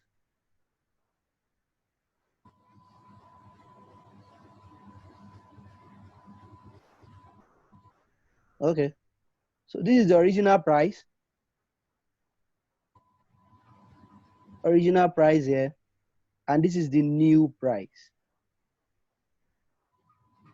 I want you to follow me so that we will not miss it out. So what is the difference? What is the PIP difference here? 100. Are you sure it's 100? It's 100. 220, Beautiful. 120. Yes, it is. I know. I just want to confirm that. Because this is 220 and this one is what? Is 120. Difference between 120 and 220. I'm using, because what changes the last three digits or decimal there. Let me clean it. This is what we are using. This one against this one. So take 120 away from 220. It gives you 100. So which means the movement is 100 pips. That's what it means. So let's leave it at that. So let's now look at it at one lot. That is, we have 100,000 USD. We multiply it by the new rate, which will give us 135,220 Canadian dollar. Then the PIP value. So which means we deduct the new value, which is 135,220, 35,220 minus, this is what I'm talking about. This is where I am now. So take your time. This place. That's where I am now. So it gives us 100 Canadian dollars. So what it means is that 100 pips that moves us is equivalent to 100 Canadian dollar.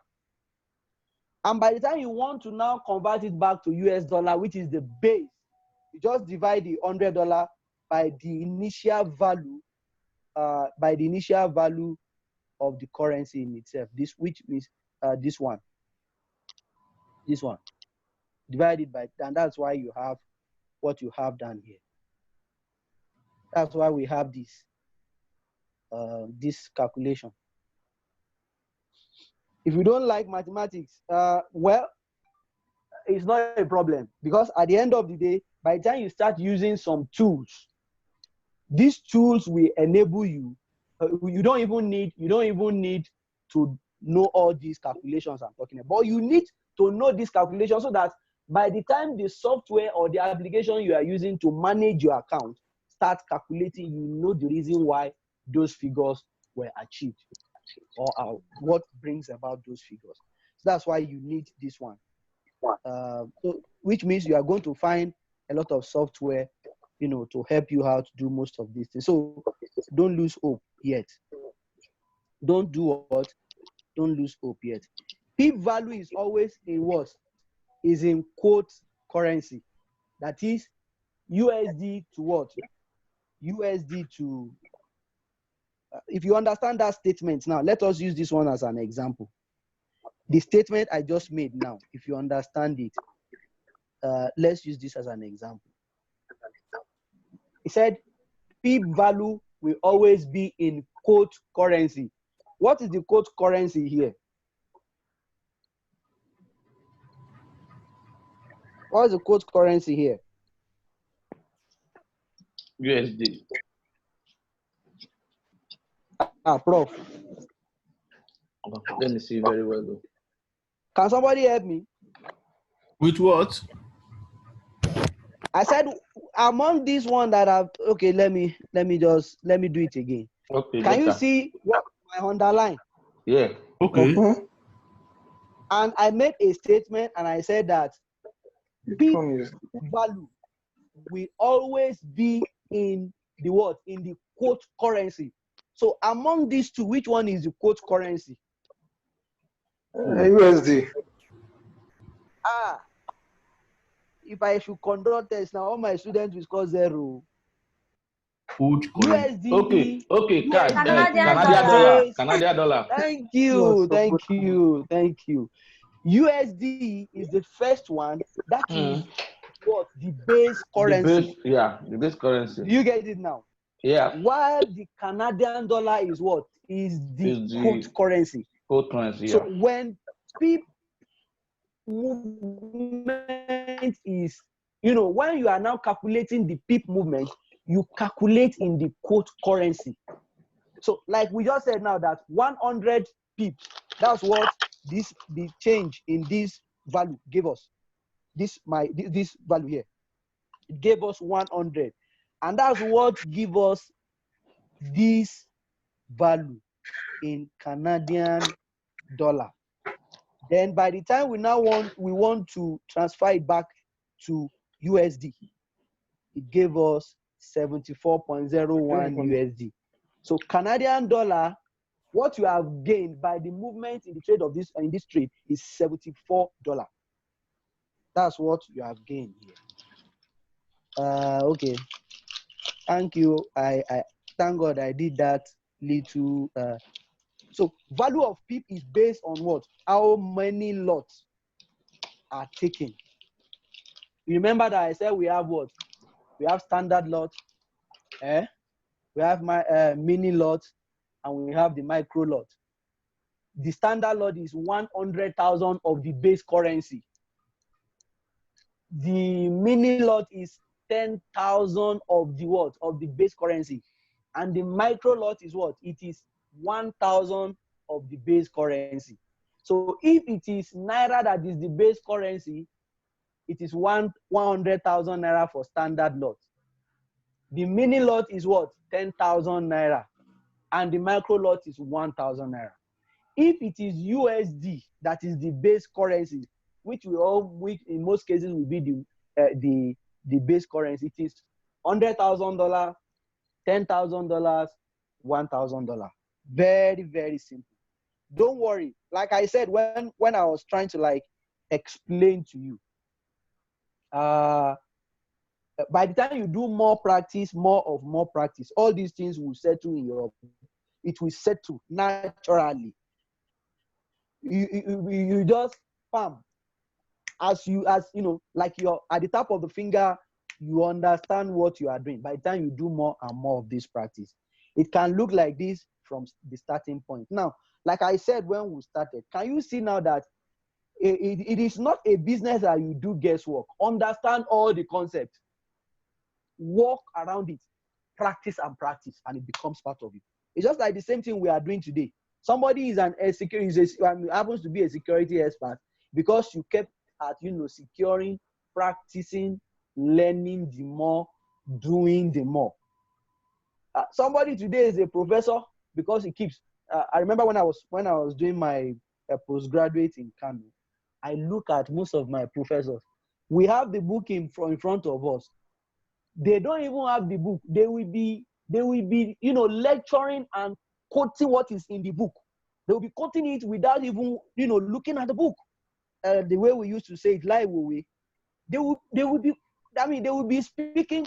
And I now understand when I started my own lecturing work too, that it's so simple because you have done it over. When I was at the University of Jos, I think I was with the University of Jos for almost 10 years. And at a point, I think at about year 3 of my lecturing career, I don't even need to look at because all the things, that's what I've been doing in the last 3 years.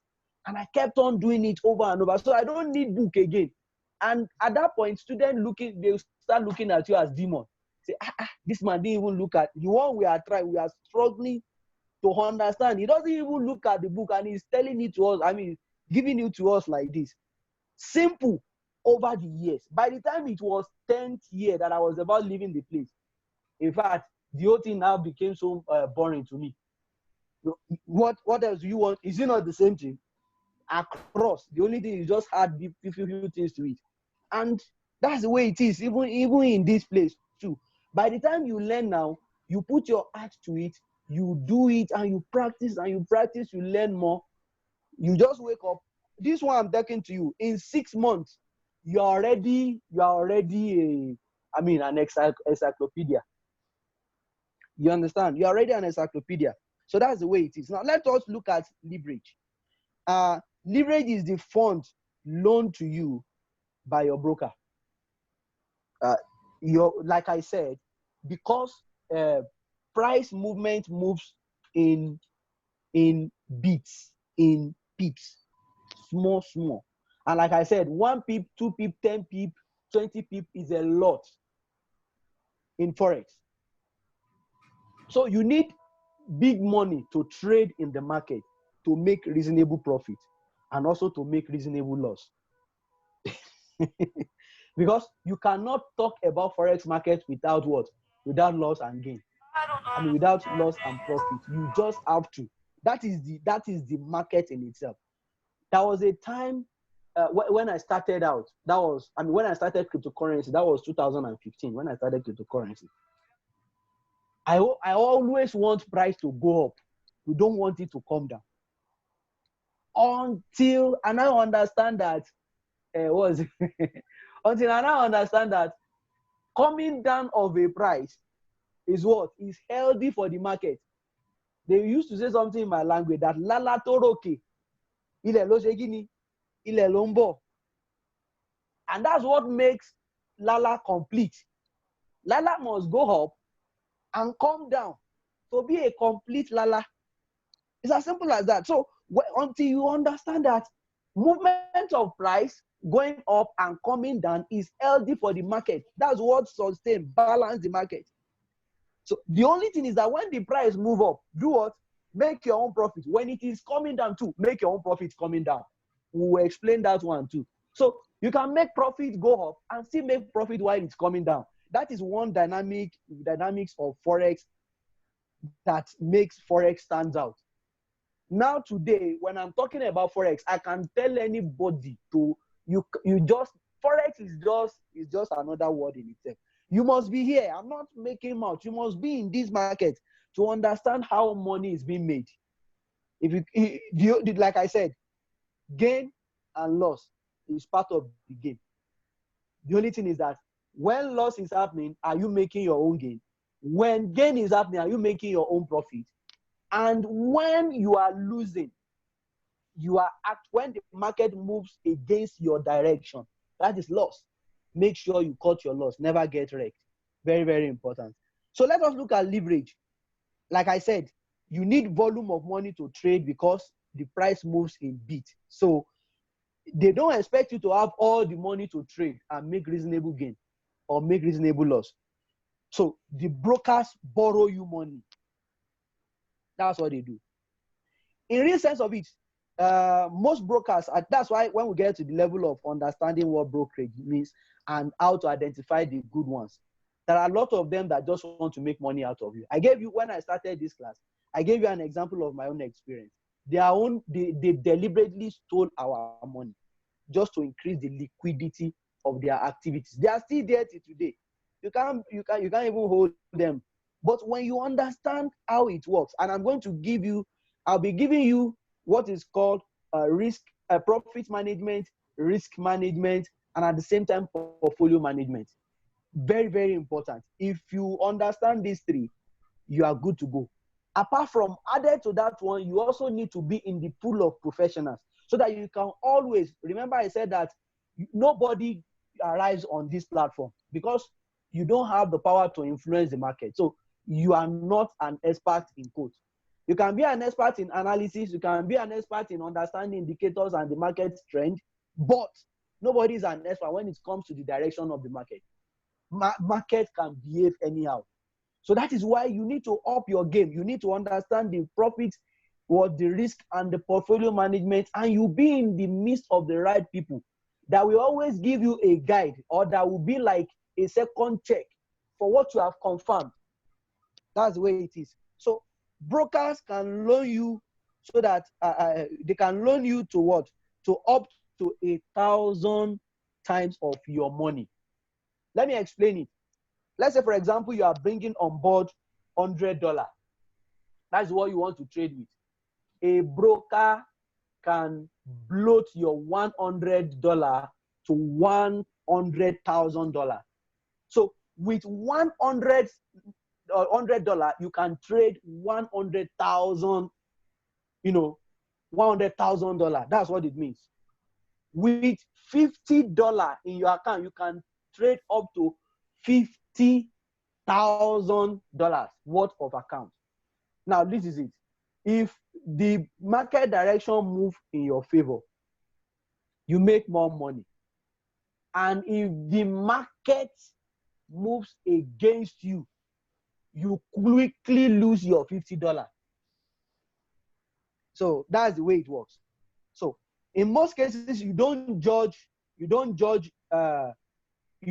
make the choice of your broker based on the leverage they are giving to you. When we get to how to choose a broker, I will explain to you. So look at what leverage looks like. When leverage is 1-to-1, it is 100%. And what it means is that if you are trading at 1-to-1 leverage, if you are trading 100, if you have $100 in your account, you can only trade $100. That's what it means. When you have 2-to-1, what it means is that if you have $50, the broker will bring $50, then you can trade at $100. If you have $1,000, the broker will add $1,000 to it so that you can trade at $2,000. And it continues in that order. So look at margins. The margins required for you to partake in that market. 1-to-1 is 100%. You need 100% of whatever. In the 2-to-1, it is 50%. It is in the 10-to-1, it is 10%. 10% means when you put $100 down, you operate at 10,000. 2%, that is ratio 50-to-1. It means that you only need 2%.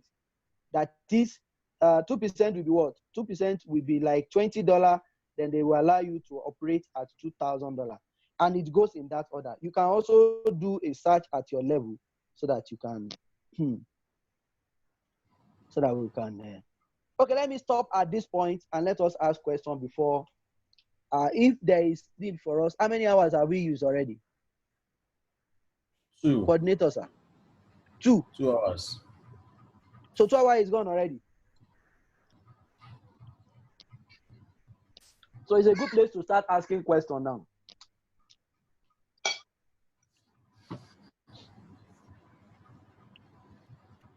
Yeah, well done, sir. Start asking questions. Thank you so Thank you much. very much for this extensive class. It's so robust. When I want to talk in computer term, it's a robust lecture. So thank you very much, our able presenter. Then the floor is open for anybody that want to ask question. Please, if you want to ask question, kindly raise up your hand, and then I'll call upon you. There is some things here that can enable you to raise up your hand. So you just raise up your hand, then I'll call on you, please.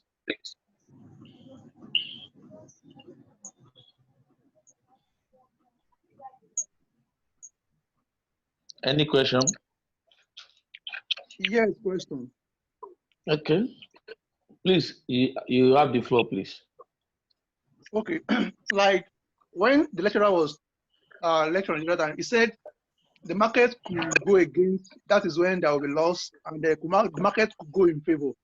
That means there will be some, how can I put it? There will be some factors that will be responsible for going against and, going in one side. So I just feel maybe there could be some, because he is saying that one cannot determine the market and one cannot be so good to determine how market will move, but at least there could be some factors that will help one to maybe to be aware that, okay, markets possibly go against, or that's just, it's not like question per se, but yeah. You want clarification, right? Exactly, yeah. Okay. Our presenter, please, over to you. Oh, okay. Okay.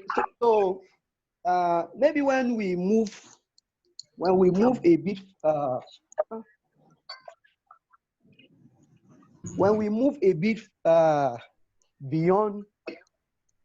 beyond this point, when we move a bit beyond this level, you understand well. But let me quickly answer that question in a very simple way. Factors that can make market to go against you. Probably maybe you didn't do the right analysis. If you didn't do the right analysis, that's the first thing that can make the market to go against you. if your analysis is right, definitely the market cannot do what? Cannot go against you. But if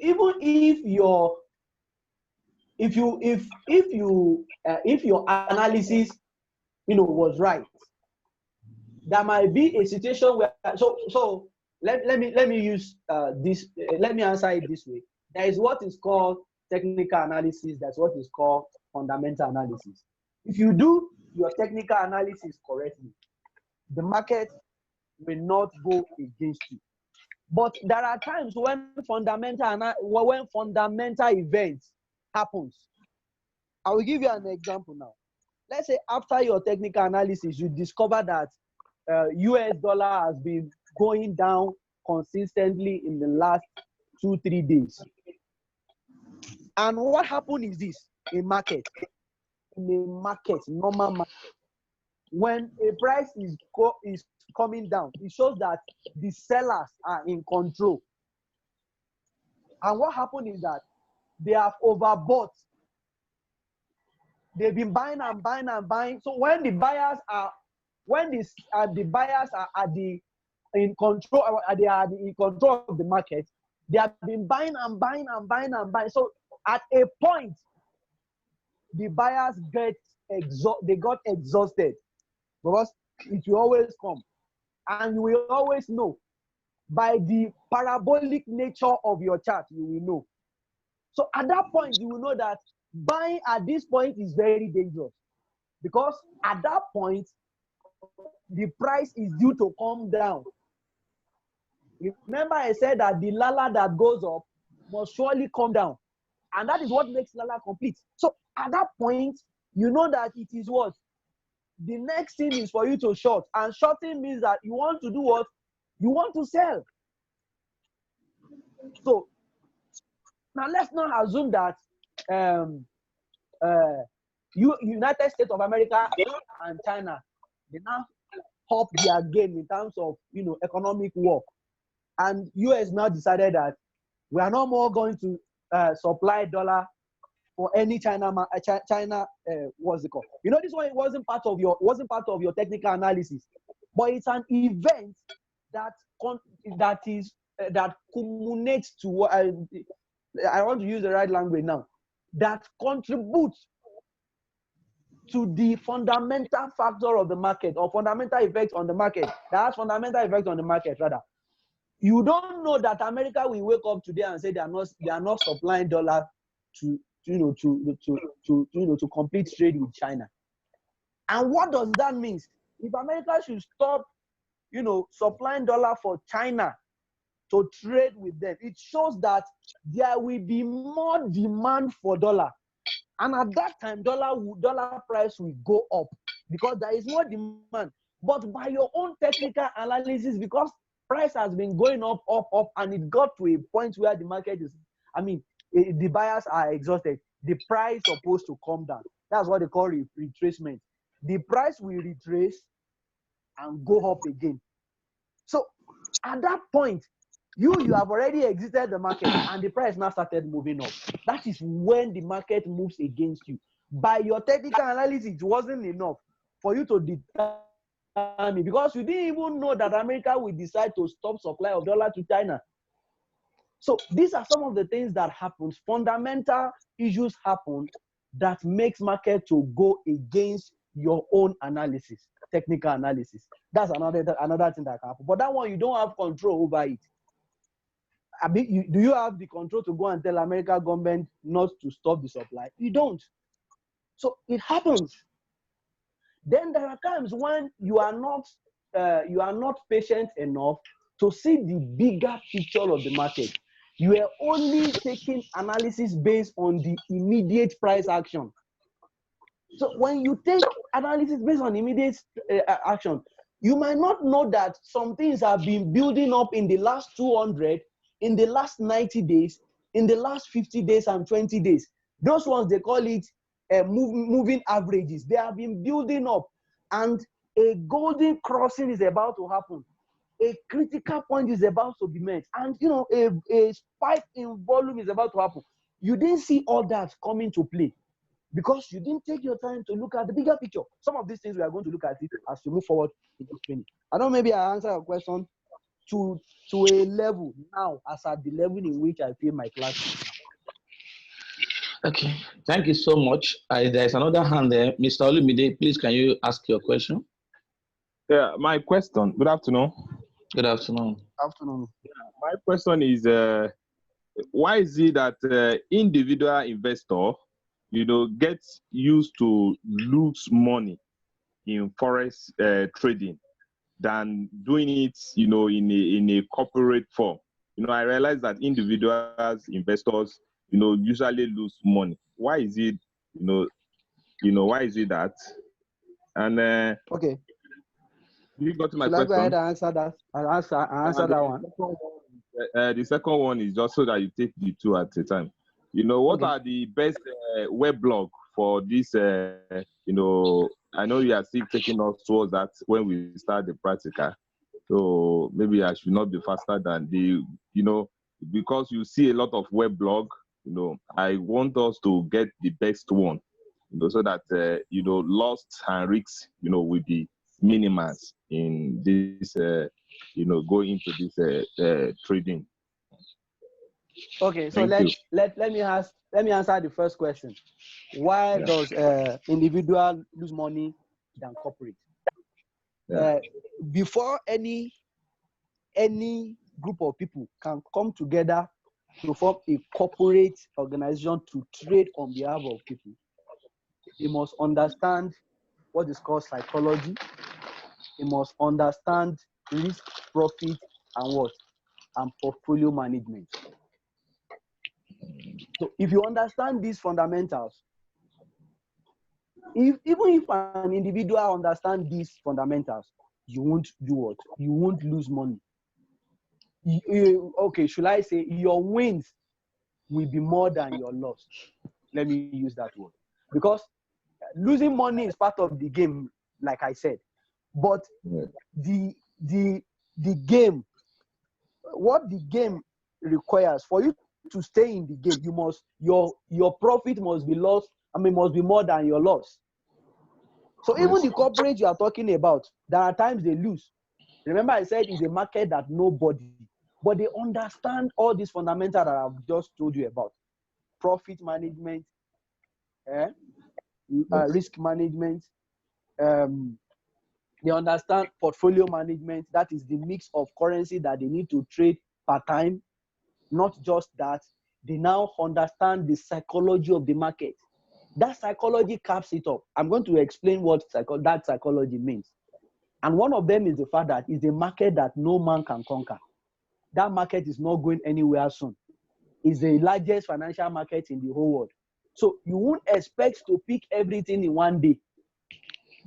And that's what makes a corporate trader more profitable than individual. An individual is so greedy that you have made $50. You are thinking, okay, the price can still go to one, so I can make 100. Remember, I said the profit at hand is better than an anticipated, an unsure anticipated profit. So pick your 50 and go away. That's what most of the corporates does. They look out for 20 pips. They look out for 50 pips. And that one can happen in 5 minutes. It can happen in less than 30 minutes. And they're out of the market and they make their profit for the day. So that's what makes the difference between an individual. But there is a way you can put yourself in a cycle of, they call it cycle of accountability. And that's what I'm going to use to answer your second question. At the end of the whole of this training, I'm going to introduce us to my safe haven, where I have mix of what? Mix of strategy, trading strategy. I have, guidance strategy. I have other strategy that boost my word, that boost my end. I'm going to show you some of my, because one of the things I've done is to create. I created a profit management strategy. I have a separate account. Anytime I make my profit, I don't push my profit back into the market. I push my profit out of the market. And you'll be amazed. if you are so dedicated to that strategy, you just discover, you just wake up one day and come to your profit, profit account, and you discover that you have already doubled what is in your main account. And never be tempted to say you want to increase your portfolio when it is not due. And one thing we also do is we also have sentiment. There are some people, they want to blackmail you by making you feel that you are the cause of their problem because you fail to do what? To help them, especially in this time of COVID-19. They will so much paint their need that, and there is one you say in my place, don't mind me, I love Yoruba adage so much. It helps a lot. They have done a lot of research before they come up with. They said, Ontayeba Soeda. So they make you feel as if you are the cause of their problem because you fail to help them. And when you have nothing to give them, they will be the first to say, but only Talofino. Meanwhile, you are just pushing money to them so that you can feel comfortable that you are not the cause of their problem. Meanwhile, you are not Jesus Christ that can solve all people's problems. You are not. So these are some of the sentiment that also comes in at the same time too. Because there are sometimes you will lose money and it will pain you. The only place you can turn to is that your profit portfolio to bring yourself back into the business. You know, I say it's business. So these are some of the things that makes us lose money. And at the same time, when you are in your cycle of accountability, I can bet it with you. You will be very, very comfortable in the market. Now, this is one of the things I will say before we get to the psychology of the trading. The way you are serious with your career, that's the way you are going to be serious with it.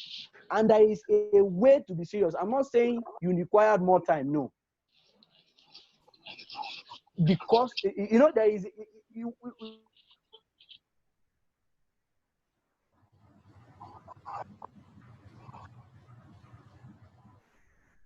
Hello, sir. The voice lost. Hello, sir. I think we lost the communication with him. Yeah, maybe he has to come in again. The reason why you wake up in the morning and you defy every other thing and rush to your job post is because you feel your life depends on it. This is the same mentality you will use to handle this business, as if the whole of your success lies on it. That's just it. So it might not be, you might not be doing more than 30 minutes, 2 hours in a day, but that 20 minutes will look as if that is the last 20 minutes you have to live, because you have to guide your trade at that point. And before you know what is happening, you're on your way to big success. Any other question? Thank you so much. I saw another hand there, Infinix H5. Please, can you ask your question? Yes, it's me, Kemi. Okay. Yeah, Madam Kemi, Father Ero. Yes, Mayowa, thank you for the beautiful presentation. Thank you, Mama. I still have a concern, and it's still on my first question at the beginning of the presentation. But if you look at it, from my own view now, I know that corporate organizations, they don't deal with cryptocurrency. They don't trade in cryptocurrency, including CBN. That's my own, I know very well. So I don't know, I'm now confused. That's why I need clarity. I'm so confused. Is the cryptocurrency you are referring to, for all these fundamentals that you have explained, are they for the cryptocurrency or what? I don't get it. If you say FX trading, yeah, I understand that one very well. I know organizations, go into forex trading, FX, yeah, good. But if you are not talking about cryptocurrency, that's where I need more clarification. Thank you. Okay, let me start explaining this way. Number one, I've been talking generally about trading. And when I'm talking about trading, I think the fundamental of this, and if you check my slides, I didn't segregate the market. I said forex market, foreign. That's forex market, foreign exchange market. Let me now try and clear your concern. Let me use that language. Whatever strategy you are learning here is applicable to all forms of trading, as long as it has to do with financial instruments. Whether it is stock, whether it is futures, whether it is binary, whichever one, including cryptocurrency. Now, let me say this quickly so that you will understand the reason why at times central bank will not like cryptocurrency, and they don't like cryptocurrency. And I'm aware that they don't like cryptocurrency. Banks doesn't like cryptocurrency, and they will not like cryptocurrency. They are not meant to like cryptocurrency. Jointly, they don't like cryptocurrency, but when you go behind, they trade in crypto. I can bet you on that one. They trade in crypto because they don't even need to be in Nigeria. Crypto breaks the national barrier. So they won't come out and tell you that they are what. And the reason is that the world has not resolved that crypto is the next move for money or for financial, for money. Yes, let me use that word. But the World Bank have started laying the foundation. If I don't know at all, I run a platform, and that platform it's a blockchain-backed platform. And what we are doing is we are trying to catalyze financial inclusion for farmers, strictly for farmers. And this is the next stage, the next move in the crypto and the blockchain revolution. The reason why most people have not accepted crypto as the new revolution for financial as a financial instrument is because they have not seen the use case of crypto in its real sense. They only see it in financial, and believe you me, the financial aspect of the economy is run by a set of cabal. The cabal in the finance is more than the cabal you see in government, because that is what they say money makes the world go round. That is the highest level of politics that nobody understands. That is the highest level of politics that nobody understands. They will allow you to use electronics to move money, but they won't allow you to use money to do what? They won't allow you to use electronics to run politics. Because when money is intact, their future is secure. But when government is in array, their future is more secure. You didn't understand? So they will do everything possible to protect that financial power, because that's what makes the world power in the first place. That is the genesis of the world power. So those people that are controlling the world have their stake in most of these central banks and all the reserve banks, the reserve US banks across the world. So they don't want a direct competition for that. And there is a way cryptocurrency directly challenge them without taking the world to their what? To their gate. I will give you a very practical example. That was the time I was traveling. I was on my way to Italy, and I understand the way money works. There is a particular program I used to work on TV. When you see the way they deal with people that launder money, what makes you to launder money? You don't even necessarily need to be carrying another person's money across the national boundary before they catch you up and say you are laundering.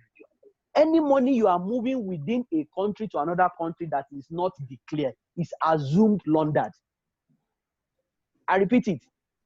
Any money that you move between Nigeria and US and it's not registered in Nigeria and not registered in US is a laundered money. And there is a limit to which you can carry money and not declare it. 2,000 you might not declare it. 10,000 you might not declare it. But the moment it is higher than 10,000, you just must declare. Any currency you take with you across a national boundary that is in the excess of tens of thousands rather, You must declare it. So normal thing, what I usually do is this. For me, I will take $200 in my wallet. Only $200. People usually make jest of me when I get to the point of declaring my currency. They say, so how much are you holding in your hand? How much do you have in your hand? You will always find me. I will have 10,000 naira. I will have $200. It's as simple as that. So when you find easily, they will say you should go. But what they don't know is that I've already changed the major money I want to use. I've changed it to crypto, and it's already on my wallet. So I carry my wallet along. Even if it is $100 million that is inside my wallet, they don't even know. They don't even know. So, and that is what they don't want. They don't want you to own your money. They want one day to stand up and say, okay, now do you know that you cannot even spend more than $500 outside of Nigeria from your own personal hand money? Yeah. Except if they have raised that now. So they No, it's still control how 500 you spend USD. your money. It's still 500 USD. Thank you. At least you are outside of the country. You can corroborate that. So the point I'm making is this: they want to own your money. They don't want you to own your money. And an attempt for you to own your money is dangerous for them. So they will always fight against anything that want to do what challenge their power and authority within that space.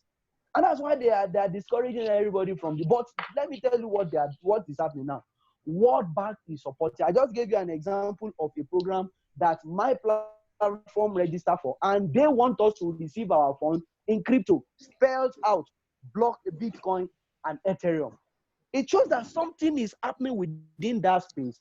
Some people understand that I need to grab power, and the only way to grab power is to be ahead of every other person. So they themselves, they have started positioning themselves ahead of everybody. And the more of it they have, the more they can retain their power when the revolution comes into full bloom. So they are working on the ground. Let me give you another example so that you will be clear about cryptocurrency. I'm just trying to explain to you that you don't need to be comfortable with cryptocurrency. But the point is that we are going somewhere. And the earlier you get there ahead of every other person, the better for you. There is a way, even if like, for example, it is not fully regulated. And let me tell you the implication of regulation. The moment it becomes fully regulated, it becomes official. They have officially unveiled the use of it. And that's what they are delaying. But they have investment in it too. So very, very, very important. There is another program that is being actively, backed or supported by European Union. I'm part of that program too. In fact, that's one of the programs that took me to Italy. The whole world within their own agriculture, within different business space, especially agriculture, they gather to discuss the next revolution, which is cryptocurrency, blockchain. So, for this context, in a nutshell, what I'm teaching you is we will be trading with foreign exchange. I don't know why I was sorry Yes. to say this. The crypto that you have in your wallet, you can't spend it in Nigeria. Are you aware of that? I spend it like I'm a trader. No, you can spend it outside Nigeria now. It's not a legal tender. Here we exchange it for cash like no man's business. If you have, I will gladly buy from you and give you cash equivalent. Okay. I can do that with that one. We can do that one right away, immediately after the class. You just send your Bitcoin to me. I will send the cash equivalent on the spot. No argument, no story. Because I make money from it too. You make money from it too. So I buy from you, I sell on the international market and make dollar and pass it to my profit account. It's just the level of your interest in something that will expose the secret behind it. Some people are today gathering this like in this COVID time, they printed money like no man's business. America printed in trillions of dollars. Nigeria too printed. That's what they are using for nicer loan. UK printed. Canada printed, and it affected foreign exchange market, including crypto. Majority of these government officials printed that money in excess for themselves, and they are hiding those money inside crypto presently. If there is no future in it, will they do that? They won't do it. So for me personally, this is advice. We understand that there are people that are pro crypto, there are people that are what? That are anti-crypto. These are the people that are in the world. Some people, they are die-hard Bitcoin. They don't want to hear any other coin. Some are die-hard Ethereum. They don't want to hear about. Some are Bitcoin Cash. That is the way it is. And variety makes life sweet. But a day is coming because we are going somewhere. When we get to that point, we will always make reference to events. I have a I will stop question. at this. Thank you so much. I have a question. Okay, you have a question, Mr. Isaiah. Yes, thank you very much. My question is just very simple. Simple in the sense that one is just coming up and now trying to have an interest. Now, what I want to what could be your advice? Can you do something for me? Your question, Hercule, I didn't hear it properly.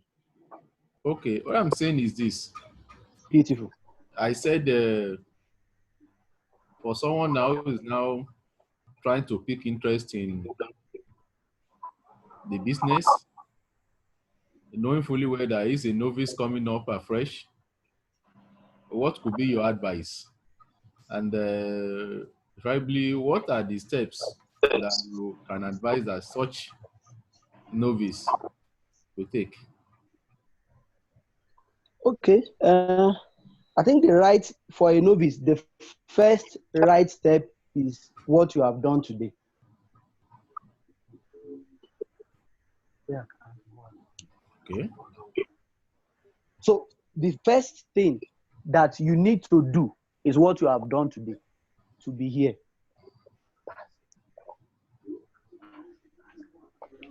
So that's the first thing. The second thing you need to do as a novice, what you don't know is higher than you. And they always say what you don't know, you don't know. And the antidote for not knowing is to seek for knowledge. So I will advise the first thing, if you are like me, when I started, I used almost 3 months to take decision. But your own might not be, you might not wait for that, because that's one of the reasons, and that's the reason why you have people that have gone ahead of you. And like I said, I'm making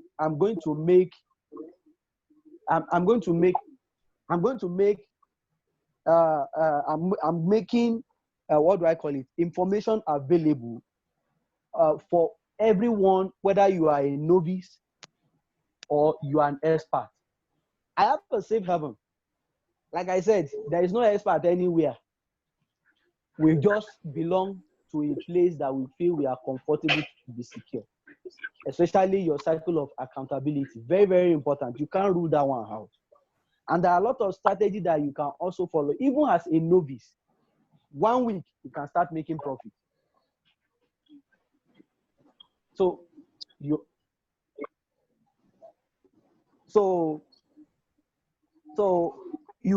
need that one, very important. The first thing, like I said, is you need to go for more knowledge, especially since you now have interest. The beauty of this thing you are doing presently is that you are preparing yourself for success. And success doesn't mean you are not going to lose. As a matter of fact, there's something I discovered. When I started out with business, until you learn how to use other people's business or other people's money to run business, you have not started business. And until you understand that your business must go to a point where your money is not enough to run it again, you have not even started a business at all. So when you understand all these fundamentals and you are set to go, number one, I said, ready to learn. Secondly, position yourself in a place where you can be guided. If a woman can be training forex,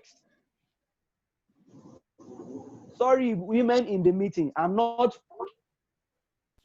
trying to look down on your level of intelligence. No, I'm just saying that if they say we are ọkùnrin mẹ́jọ, I don't even know. Do they usually say obìnrin méje? I don't even know. But the point is, if a woman can be making profit that is, that is mouth-watering in this industry, a man should be able to, do better. And doing better means that you are ready to learn and you are ready to be guided. So I'm going to give us my strategy that quickly make me, to be at the profit side. I'm going to put out that strategy. And if you permit me, we're going to create a group outside this that we can now form a bigger strategy around it. And everybody will be happy with it. I can bet you on that one. So let me just use that. Did I answer that question correctly? Or to some extent? Thank you so much, Mr. Mayowa. I also want to ask one question because, when you're talking about forex, talking about cryptocurrency and things like that, a lot of confusions are just moving from one place to the other. Like in 2016, there was a rumor that came up that said one coin is the best. One coin is going to beat Bitcoin, all those things. The woman make a lot of noise and people started withdrawing money from Bitcoin, and then they started pushing money into one coin. And one night, one coin just disappeared in circulation, and a lot of people were in debt and things like that. So that what keep me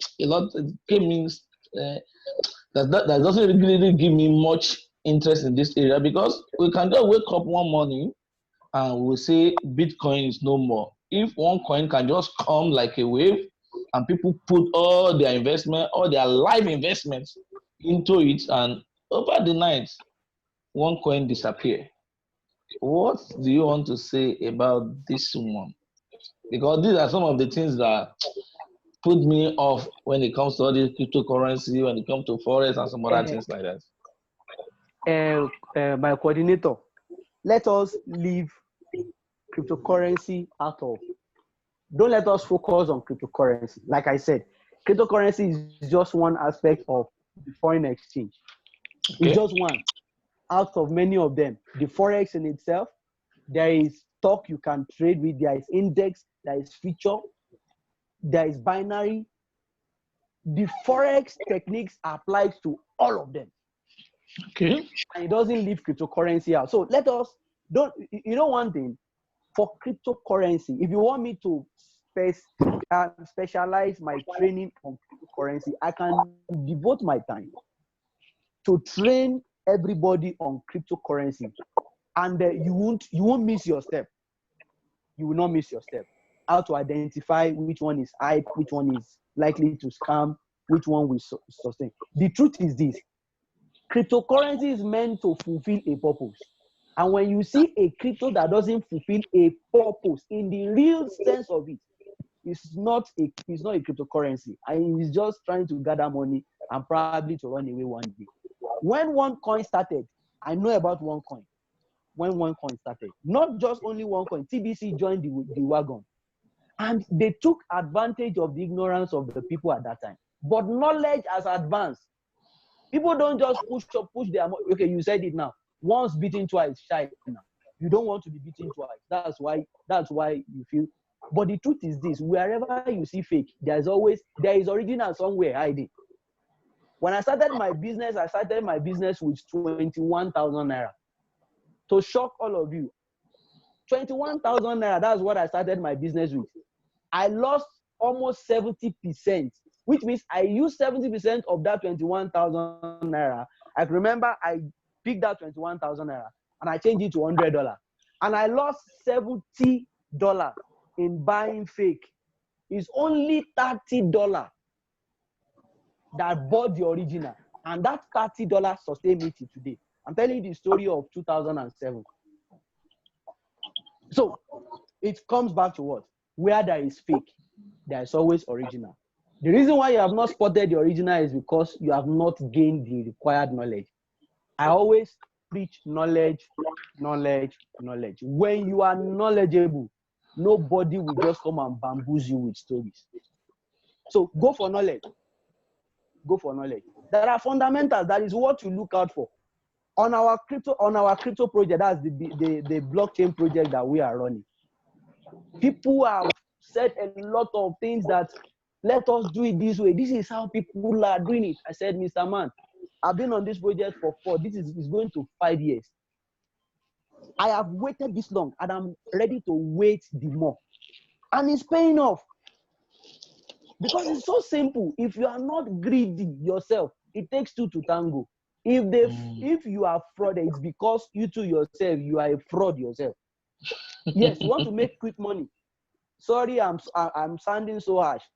You connide with them to fraud you. So you are an accomplice in that exercise. And what you're supposed to do is to get more knowledge before you even put your money into it. And I think that is why I need to commend what we are doing today. Getting the knowledge first before you go in. And one of the things I will want you to do for me is this. By the time we get to the action plan point, please query and ask more questions. Because it is in that all of us combined together can move forward. Any day I see anybody that is painting this my IT career negative, I always want to strangle them. And it's so simple. The more they paint it black, the more they make it difficult for us to make more money. All what IT need is sincerity and the truth. But the truth is this. Truth doesn't sell. It is the lie that sells. Even people that you want to sell the truth to, they don't even want the truth themselves. They want to make quick money, especially in this Nigeria. Everybody wants to make money. So if you are not careful, they will run you into their track. So, but if you are, strong-willed, ready to get the right thing, you will get the right thing. Information is all over there on the internet. Very free. Just go to Google, go and from tonight, go out and go and start searching for information. And somebody will ask me, I spend a lot of money on the internet. He said, why do it pays up, sir? When I show you some of my profit account, probably some of you will understand the reason why I'm speaking this way. Just one of my profit account. I will show you. And that account, nothing moves it. Nothing moves it. Even the need in my house doesn't move it. Because that is a strategy. That's the strategy. I hope I answered that question. Okay. Thank you so much. Tell me again, and this is going to be my last question. It doesn't matter. You can continue to ask more. Ask their home. This is my question. When I powder on the dynamics of this business, the forest market, as we have explained in the presentation, I said to myself, where does risk lie in this business strategy? No. So it now brings me to this question of, is there any risk associated with this business? That's one. So many. Repeat that last part, please. Repeat that last part. Is there any risk, R-I-S-K, that comes with the business? That's one. Then two, if there is, how do we mitigate against the risk? Thank you. Okay. Oh, I like that question. I always like this type of question. Is there any risk? Let me answer it in a very simple way like this. Have you listened to the story of someone that drinks water and the water run through the wrong place and the person died? Have you ever heard that story? I'm hearing it from the first time from your mouth. Oh, okay. Maybe that one is too simple. Have you ever seen somebody that bought a car and took it to church and the pastor prayed? And when he started driving, the car had an accident and the person, don't let me say the person died, but the person had serious injury. Have you ever had that kind of story before? Yes. No, I'm talking to Madam Kemi now. I'm with you. Go Have ahead. Have you? Answer that one now. No, I haven't. You Though. have I've not. never heard. Yeah, and I don't That want to somebody hear. buy car and the car kill the person. Oh no, Nije. Hello, but have you heard of that story before? Even in No. newspaper. Oh, okay, Okay. sorry, maybe that one is too far away. Have you seen a couple that marry each other and they swear to each other that till death do us part? I understand you. Just go straight to the to answer my question. Beautiful. So what I want to tell you, what the story I'm trying to make up is that even life in itself is what? Is a risk. It's a risk. And it's risky not to take risk. It's very, very risky not to take risk. As a matter of fact, they said indecision in itself is a decision. Indecision, as in when you decide to stay on the wall, is a decision in itself. If I tell you that there is no risk in this business, I will be lying to you, because risk is part of business. And that is why when I say something, when I started, I said profit, risk, and portfolio management. That's what sustain you in this business. So there is risk. But you know one beautiful thing about life?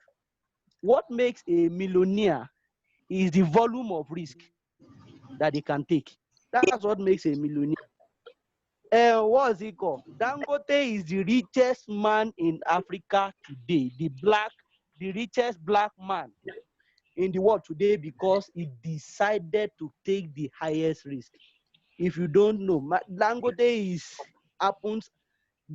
as a group happens to be the most, they have the highest debt, but they know how to convert their debt to profits. So, back to your question, there is risk, but there is always a strategy that you can put in place to reduce the risk on your business and to turn the risk to profit for you. That one key. I don't know, maybe I asked your question. So how do we now avert the risk? We cannot avert the risk because the risk is also part of the game. But there is a way we can strategize within the risk and make the best of the risk. And that's some of the things I'm going to be talking about when I talk about the psychology of the market. And that's one of the things I'll be also talking about when it comes to taking action. Never take action in haste. I know you are a very careful person. It's a type of careful person that has the type of question you're asking. And I started from that as well. I love to be safe until I understand that it is dangerous to stay in your comfort zone. It's dangerous. I won't be here talking to you today if I stay in my comfort zone as a risk averter. I love averting risk. But eventually I understand that risk is also part of the game. Strategize around it and make sure that you are smart. Then you're on the positive side. Did I answer your question? Yes, thank you. Thank you so much. It's riskier not to take risk. Thank you, ma'am. Okay. Oh, Tony. Is there any other questions so that we don't keep our presenter so long again? Dinner time, dinner time, we have to go to the other office. The home office, àsìkò láti no other room, money home office. Home office. It's okay. No, the other room time never reach that one. It's okay. So I want to thank our presenter for today's lecture. Thank you so much for your time. Thank you for the knowledge you've dished out for us today. And I think we are now a better person when it comes to forex trading now. and the other like that. So we want to say thank you very much, and also to some of our audience that took their time to come today. I want to say thank you very much.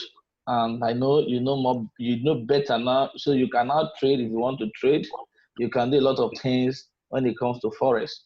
And I think this lecture should continue next week so that we'll be able to get more things from him. So that we won't just do a kind of an halfway and then we venture into business and then we rush out. So I think we should take our time so that I can give us the best thing or the best way of trading so that we will not make mess of the whole thing and our risk taking will be minimal and then we'll be able to maximize our profits. So if we'll be able to make it next week, I want us to conclude now so that we can inform our teacher, our presenter, so that he can be able to prepare himself for next week. So are we good to go for next week? Definitely, we are. Definitely, we are going to. We are good to go next week. Next week is okay. Okay, next week is okay. Madam, okay, is it okay by you? The time we have to I know that it's not really easy for you. You stay. I think it's around 1 a.m. your side or 2 a.m. now. No, it's 3 o'clock. 3 a.m. Sorry. Yeah, so if you can make it a little bit more earlier, maybe by around 12 o'clock your time. Okay. Nigeria time, 12 o'clock. Okay. Is that 12 p.m. That would be better. Okay. That's Ronke. That's Ronke from Australia. She's joining us from Australia. It's been a while. So 12 o'clock will be better. 12 will be like 9 o'clock here. Then that would be better for me. Okay. Is the house agree with that 12 no Nigerian time so that we can accommodate some of our people that is linking us outside the country? It's very, very important so that they can have time to also have a rest. You know, it's not easy. And general house, are we agreed meeting by 12 noon next week Saturday? Okay. Okay. Yeah, we are good. Yes, we are good to go. And thank you for allowing me the time today. I know it's because of me they put it at that time. Thank you so much. Yeah, I appreciate it. Thank you. Okay, thank you so much. So yes, 12 is good for next week. We are good. Okay. So we convene here by 12 noon Nigerian time next week. So please let us make a date. If the time is okay. What did you say? I said you didn't bother to ask our teacher if the time is okay for him. It will be okay for him. Don't worry. We've discussed under the behind the scene before bringing this thing up. So I know it's always available for us. It's always available for us. It has been our big brother, and it's been so good to have him on the platform. So thank you so much for your time. Aladeshote Isaiah, Madam Ronke. I think this is Ibigiga wife, Dorcas Omawumi. I'm seeing Clement Olasupo. Oh. I'm seeing. Ibigiga, I only know. No. Are you denying? No, are you sure? You want to see a big job? Okay. No problem. Okay, let me clear that. Omawumi happens to be our information secretary on AgroPlexi platform. Okay. So I'm seeing Ogene Yoma Oremeta. So, like I said, we're supposed to have. They sacrifice their session for this. Okay. So Mr. Shukotu is also a minister on the platform. Okay, I'm seeing also Mr. Ayodele Samuel, and then my own mama, Mrs. Agbi. They are all part of Mr. Yusuf Olumide. I want to say thank you so much. And my one and only Infinite S. I'm not seeing you again, Madam Kemi. I don't know. He's there. He's still there. He's Okay, still there. okay. So I want to say thank you so much. God bless you for your time. And so our next week, please, let's be on time. Let's be on time by 12 noon Nigerian time. Let us assemble here once more. And I know our presenter, our teacher has more for us in this place. So please, let's take our time and We have not even get the started. best. And get the best We have out not of the even whole started. thing. Okay, he said we are not even started. We So have I not even think started. We have not started at all. with what I have here now, I'm going to create another group outside our major group for this trading of a thing, where it can be dropping some information also for us that is very, very important for us, so that we'll be able to know how to trade, how to make the best use of this forestry. You know, I've been hearing this thing for the past 10, 15 years. Well, I always shy away from it because of the risk involved. By time, I think it's the best time to take this risk and take it forever and never, and say to yourself, you know, if you see the big shots in this industry, they are really making wave because they took their time to take their risk. At that point, they And are, I they saw, are you know taking what the risk. happened? It This may is be my very, purse very difficult for for inside them, my bag. but I worked with our today vehicle, so I didn't carry it. It's only it's the blue paying one for I them. carried. So So there was please, no, let's take our I time was out only, and it was let us even be one of the here guys that borrowed me next 1,000 week. that used So to buy thank you that so vehicle. much and God bless you. So we started with prayer. I Amen. think Where are we you going to buy also rice? close it with prayer. So I asked Mr. Olumide Where would you buy to rice? close yours. Jay, why did you buy when you were inside? You can't go back inside again. When Miss she didn't Already, carry this, she didn't carry the Agbi, phone. I She will left it. mount She you got now. just move. Yeah. So In Olumide, please, Jesus, can you close yours? Amen. in Jesus' name. Amen. Father Lord, we thank you, Lord Daddy, for another opportunity you have given to us, Daddy, to share knowledge together. Heavenly Father, accept our thanks, Dad, in the mighty name of Jesus. Amen. We pray, oh Lord, Daddy, you continue to guide us through and through more, Daddy, in the mighty name of Jesus. The Amen. ability to understand and to follow all these instructions and to do in the mighty name of Jesus. With us, Amen. Daddy, I gather convinced together next week, Daddy, Heavenly Father, be with us, Daddy, in the mighty name of Jesus. In Amen. Jesus' wonderful prayer. Amen. Thank you so much, Mr. Olumide. Please, can you just Amen. can you open your camera? I want to take a group picture, please. No way. No way. Oh, too bad. Too bad. It's Too bad. I would love to take group picture. Okay. Uh-huh. So, Mr. Mayawa, please show your face. I'm coming. Oh. Infinite S5. Show your face. Camera. Camera.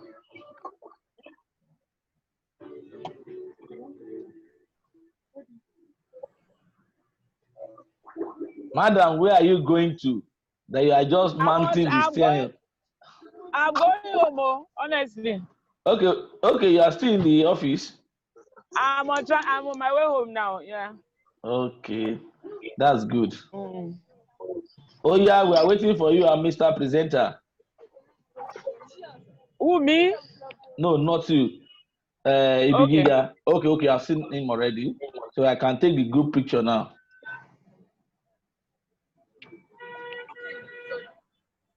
Thank you so much. Thank you. God bless you. My face showed there, so. He sure. Okay, so thank you so much. We see you Right. next week. Thank you, everyone. Thank Bye. you. So I think Bye. Ronke, you can go and sleep now. Sorry. Thank you. Thank God, tomorrow is Sunday. Tomorrow is Sunday, and I don't think we are going to the Sunday church. already. We are on Sunday already. Monday, Sunday. Oh, today, okay, you are in Sunday already So then. they are 3 a.m. already, so that's good. Wow. So goodbye. Go back You to have sleep. enough time to sleep. Yeah. Okay, thank you so much. See you guys next week. Thank you. Bye. Bye. Yeah.